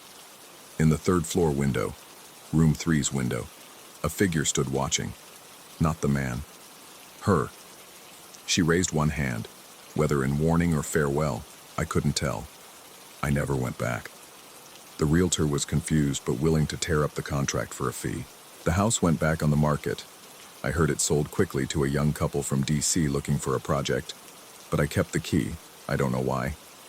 It sits in my desk drawer, wrapped in cloth, still warm to the touch. Sometimes late at night, I unwrap it and hold it, and I can smell chloroform and lavender. Sometimes I hear her voice, just at the edge of hearing. Don't come down. I looked up the records. Later, Mrs. E. Lane disappeared in September 1913. The boarding house closed the same month. The doctor who signed that receipt, I found him too. Dr. William Marsh, who ran a quiet practice specializing in women's troubles and discreet medical services. He died in 1914, falling down the stairs of his own home at approximately 2 hours in the morning. The coroner ruled it accidental, noting only that the doctor had seemed distracted and unwell in his final weeks, often being heard talking to himself in empty rooms. The young couple who bought the house? They lasted 6 months. The listing is back up now. The price dropped by 30%. The realtor's description mentions charming period details and original architectural elements. It doesn't mention the way the stairs creak at 2:12 a.m., or the smell that rises from nowhere, or the woman's voice that whispers warnings that come too late. I drive by sometimes, never stopping, just slowing enough to look up at that 3rd floor window. Once I swear I saw her there, pressing her palm against the glass. Once I saw him too, standing behind her, his hand on her shoulder. The key grows warmer when I pass the house, pulsing like something alive. I've thought about throwing it away, but I know it would find its way back. Some doors, once opened, can never really be closed. Some voices once heard echo forever in the spaces between waking and sleep. And sometimes, in my new apartment across town, at 2:12 a.m., I hear footsteps in my hallway. Not his, hers, light, hesitant, pacing back and forth as if she's trying to decide whether to knock. I lie still, hardly breathing, remembering her warning. If anyone hears my name, don't come down. I never answer. I never call out. But I know she's there, waiting in the darkness beyond my door, forever caught between rooms, between floors, between whatever happened in 1913 and whatever continues to happen in that house on Gray Street. The key sits in my drawer, warm and waiting. Sometimes I think about going back, using it one more time, seeing what really lies behind that door. But then I remember the smell of chloroform, the weight of footsteps on old stairs, and the sound of a man's voice calling for a woman who can never quite escape. Some houses aren't haunted by the dead. They're haunted by moments, terrible, irreversible moments that stain the very wood and plaster, playing out again and again like a record with a broken groove. The house on Gray Street is one of those places, and Mrs. E. Lane, whatever she was, whatever was done to her or what she did, is its permanent resident. I still have the key. It's still warm, and every night at 2:12 a.m., I wonder what would happen if I answered when she finally knocks. Story 14. The garden-level apartment in Chicago had seemed like such a steal. Now, 3 weeks into my lease, I understood why the previous tenant had broken his contract 4 months early. It started with the keys. I'd been dead asleep when my keychain slipped off the nightstand at 3:17 a.m., hitting the hardwood floor with a metallic clatter that shouldn't have been loud enough to wake me. But it wasn't the sound that jolted me upright. It was the laugh that followed. Short, feminine, distinctly amused, like someone had just heard the punchline to a private joke. The sound came from directly outside my door, maybe 3 feet from where I lay frozen in bed. My apartment's entrance opened straight into a long, narrow hallway that ran the length of the building. Being garden level meant I was half underground, the windows at sidewalk height, the ceiling low enough that I could touch it without stretching. The hallway outside had no windows, just fluorescent lights that buzzed like dying insects and cast everything in a sickly yellow pallor. I crept to the door, avoiding the squeaky floorboard near the kitchen, and pressed my eye to the peephole. The fisheye lens distorted the empty hallway into a tunnel that seemed to stretch infinitely in both directions. Nothing moved. No shadows flickered. The laugh had cut off the instant I'd looked, as if someone had pressed pause on a recording. The next night, I tested it. At 3:23 a.m., I deliberately dropped a spoon. The laugh came immediately. Closer this time, pressed against the door itself. When I looked through the peephole, the hallway was empty, but I could smell something through the gap under the door. Perfume, cloying and floral, like gardenias left too long in a vase. I installed a camera the following week. Nothing fancy, just a wireless model I could monitor from my phone. I positioned it to capture the entire stretch of hallway outside my door. That night, I lay in bed with my phone propped on the pillow beside me, watching the grainy feed. At 3:31 a.m., I rattled my keys. The laugh came right on cue, but on my phone screen, the hallway remained empty. Then the audio distorted, the speaker crackling with static as if overwhelmed by input. Through the white noise, I heard it, the distinct click, click, click of high heels on linoleum growing louder, approaching my door. On the video feed, nothing. In my apartment, the footsteps stopped directly outside. The doorknob didn't turn, but I heard breathing. Slow, deliberate inhalations as if someone were trying to smell something through the crack. I stopped making noise between 3 and 4 a.m.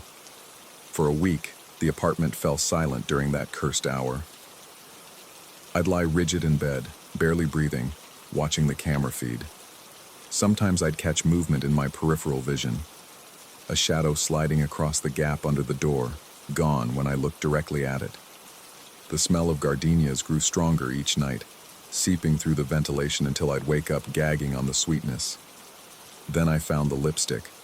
I'd been avoiding the peephole since installing the camera, relying on technology instead of my own eyes. But that morning, something made me look. There, on the outside of the peephole, was a perfect lip print in deep red, as if someone had pressed their mouth against the glass to listen better, or to whisper something through. The building manager claimed ignorance when I called. She suggested maybe teenagers were playing pranks, though she admitted she'd never seen any hanging around the garden-level units. The hallway, she reminded me, was monitored by security cameras. I could request the footage if I filed a formal complaint. I did. The footage showed nothing. Hours of empty hallway, broken only by my own comings and goings. Even the timestamp from when I'd installed my camera showed just me, alone, mounting the device while seemingly talking to no one. Watching myself on that grainy security footage, I looked insane, gesturing at empty air, flinching at nothing, my mouth moving in conversation with silence. The lipstick marks multiplied. Every few days a new print would appear, sometimes overlapping the old ones, creating a collage of pursed lips on the convex glass. I tried cleaning them, but they'd return overnight, fresh and wet-looking, as if just applied. The shade was always the same, a deep burgundy that looked black in certain lights. I stopped sleeping during the witching hour, started taking walks instead. Chicago at 3 a.m. was its own kind of purgatory. Empty streets swept by lake wind, the L rumbling somewhere in the distance, streetlights creating pools of orange safety between stretches of darkness. But even outside, I felt watched. Every reflective surface, store windows, car mirrors, puddles, seemed to hold a figure just out of focus, standing still while I walked past. One night I decided to conduct an experiment. I'd record from inside the apartment while triggering the laugh. At 3:33 a.m., I stood in my living room, camera rolling, and dropped my keys. The laugh came instantly, but this time it wasn't alone. There was a second voice underneath it, barely audible, a man's voice pleading. The words were muffled, distorted, but I made out fragments. Please, can't breathe. The walls. On the playback, my camera had captured something the naked eye missed. In the reflection on my television screen, a woman stood behind me. Tall, wearing what looked like a vintage dress, her face obscured by long, dark hair. She wasn't laughing. She was opening and closing her mouth rhythmically, as if practicing speech or trying to remember how to form words. When I turned around in the video, nothing was there, but the reflection persisted for 3 more seconds before fading like smoke. I researched the building's history. Built in 1953, converted to apartments in the 70s. Nothing unusual in the public records, but I found an old forum post from 2011. A woman claiming to be a former tenant described experiences identical to mine. The laugh at 3 a.m., the lipstick marks, the sensation of being watched. She'd moved out after 6 months, she wrote, when she'd started finding long, dark hairs in her bed that weren't hers. The post had no replies, and the account had been deleted. The distinction between sleeping and waking began to blur. I'd find myself standing at the peephole with no memory of getting out of bed, my eye pressed to the glass, staring at the empty hallway. Sometimes I'd be there for hours, according to my phone, though it felt like seconds. My lips would be numb afterward, tingling as if I'd been pressing them against something cold. I started recording myself sleeping. The footage was disturbing. Every night at 3 a.m., I'd sit up, eyes open but clearly unconscious, and walk to the door. I'd stand there swaying slightly, my hand on the knob but not turning it. My mouth would move as if in conversation, but no sound emerged. After exactly 1 hour, I'd return to bed, lie down in the same position, and remain still until morning. In one video, something else appeared. As I stood at the door in my unconscious state, a shadow passed underneath, but not from the hallway side. It came from inside my apartment, sliding out under the door as if something were leaving. The shadow had a distinctive shape, the silhouette of a woman in heels, stretched long and thin. I tried staying at a hotel, but at 3 a.m., I'd wake to find myself in the lobby, fully dressed, my car keys in hand. The night clerk said I'd walked past her without responding to her questions, my eyes fixed on something she couldn't see. She'd thought I was sleepwalking until I'd gotten in my car and driven away with disturbing precision. Back in the apartment, things escalated. The laughs became constant during the witching hour, a chorus of them, all slightly off sync. The lipstick marks spread from the peephole to the door itself, then to my windows, even appearing on my bathroom mirror. Always lips, never faces. Sometimes I'd find them on my own skin, perfect prints on my forearms, my neck, places I couldn't have reached myself. I set up more cameras, covering every angle of the apartment. What they captured defied explanation. In the footage, I'd see myself in multiple places simultaneously, standing at the door while also lying in bed, sitting at the kitchen table while also looking out the window. All versions of me moved independently, going about different activities, occasionally passing through each other like ghosts. The woman appeared more frequently in reflections. She was always behind me, no matter which way I turned. Her face remained hidden, but her posture suggested anticipation, like someone waiting for permission to speak. In the mirror, I'd sometimes see her lips moving in sync with mine, forming words I wasn't saying. I found a journal I didn't remember buying, filled with my handwriting. The entries were dated from before I'd moved in, describing experiences in the apartment I hadn't had yet. According to the journal, I'd been living here for years, documenting the same events over and over. The keys, the laugh, the lipstick, the woman. Each cycle ended the same way, with an entry that simply read, "She's inside now." The building manager called, concerned. She said I'd been leaving her voicemails at 3 a.m. every night for weeks, but I only spoke in whispers, and she couldn't understand what I was saying. When she played one back for me, I heard my voice, but underneath it was the woman's laugh, and underneath that, the man's pleading. All three sounds came from my throat simultaneously. I stopped distinguishing between what happened at night and what happened during the day. Time folded in on itself. I'd be making breakfast, then suddenly it was 3 a.m., and I was standing at the peephole. I'd be at work, then instantly in my bed, watching shadows play across the ceiling. The woman in the reflections grew clearer. She looked like me, or I looked like her. It was becoming hard to tell. Last night, or maybe tonight, the timeline has become negotiable. I didn't drop anything at 3 a.m. The laugh came anyway from inside the apartment, from my own throat. I walked to the mirror and saw her clearly for the first time. She was standing where I stood wearing my face, but her expression was one I'd never made, a mixture of triumph and terrible hunger. I reached out to touch the glass and she reached back. Our fingers met at the surface and I felt the cold seep through, traveling up my arm like injection. She smiled with my mouth, and I understood. She'd never been outside the door. She'd been waiting inside all along, inside the walls, inside the mirrors, inside the spaces between seconds at 3 a.m. The previous tenant hadn't broken his lease. He'd never left. He was the voice under the laugh, the shadow under the door, the reflection that lingered too long. And before him, another and another, stretching back to when the building was new and the walls were still learning how to hold their shape. I write this now, or maybe I wrote it weeks ago, or maybe I'm still writing it. The journal contains this story already, in my handwriting, dated tomorrow. The woman watches from every surface, patient as wallpaper.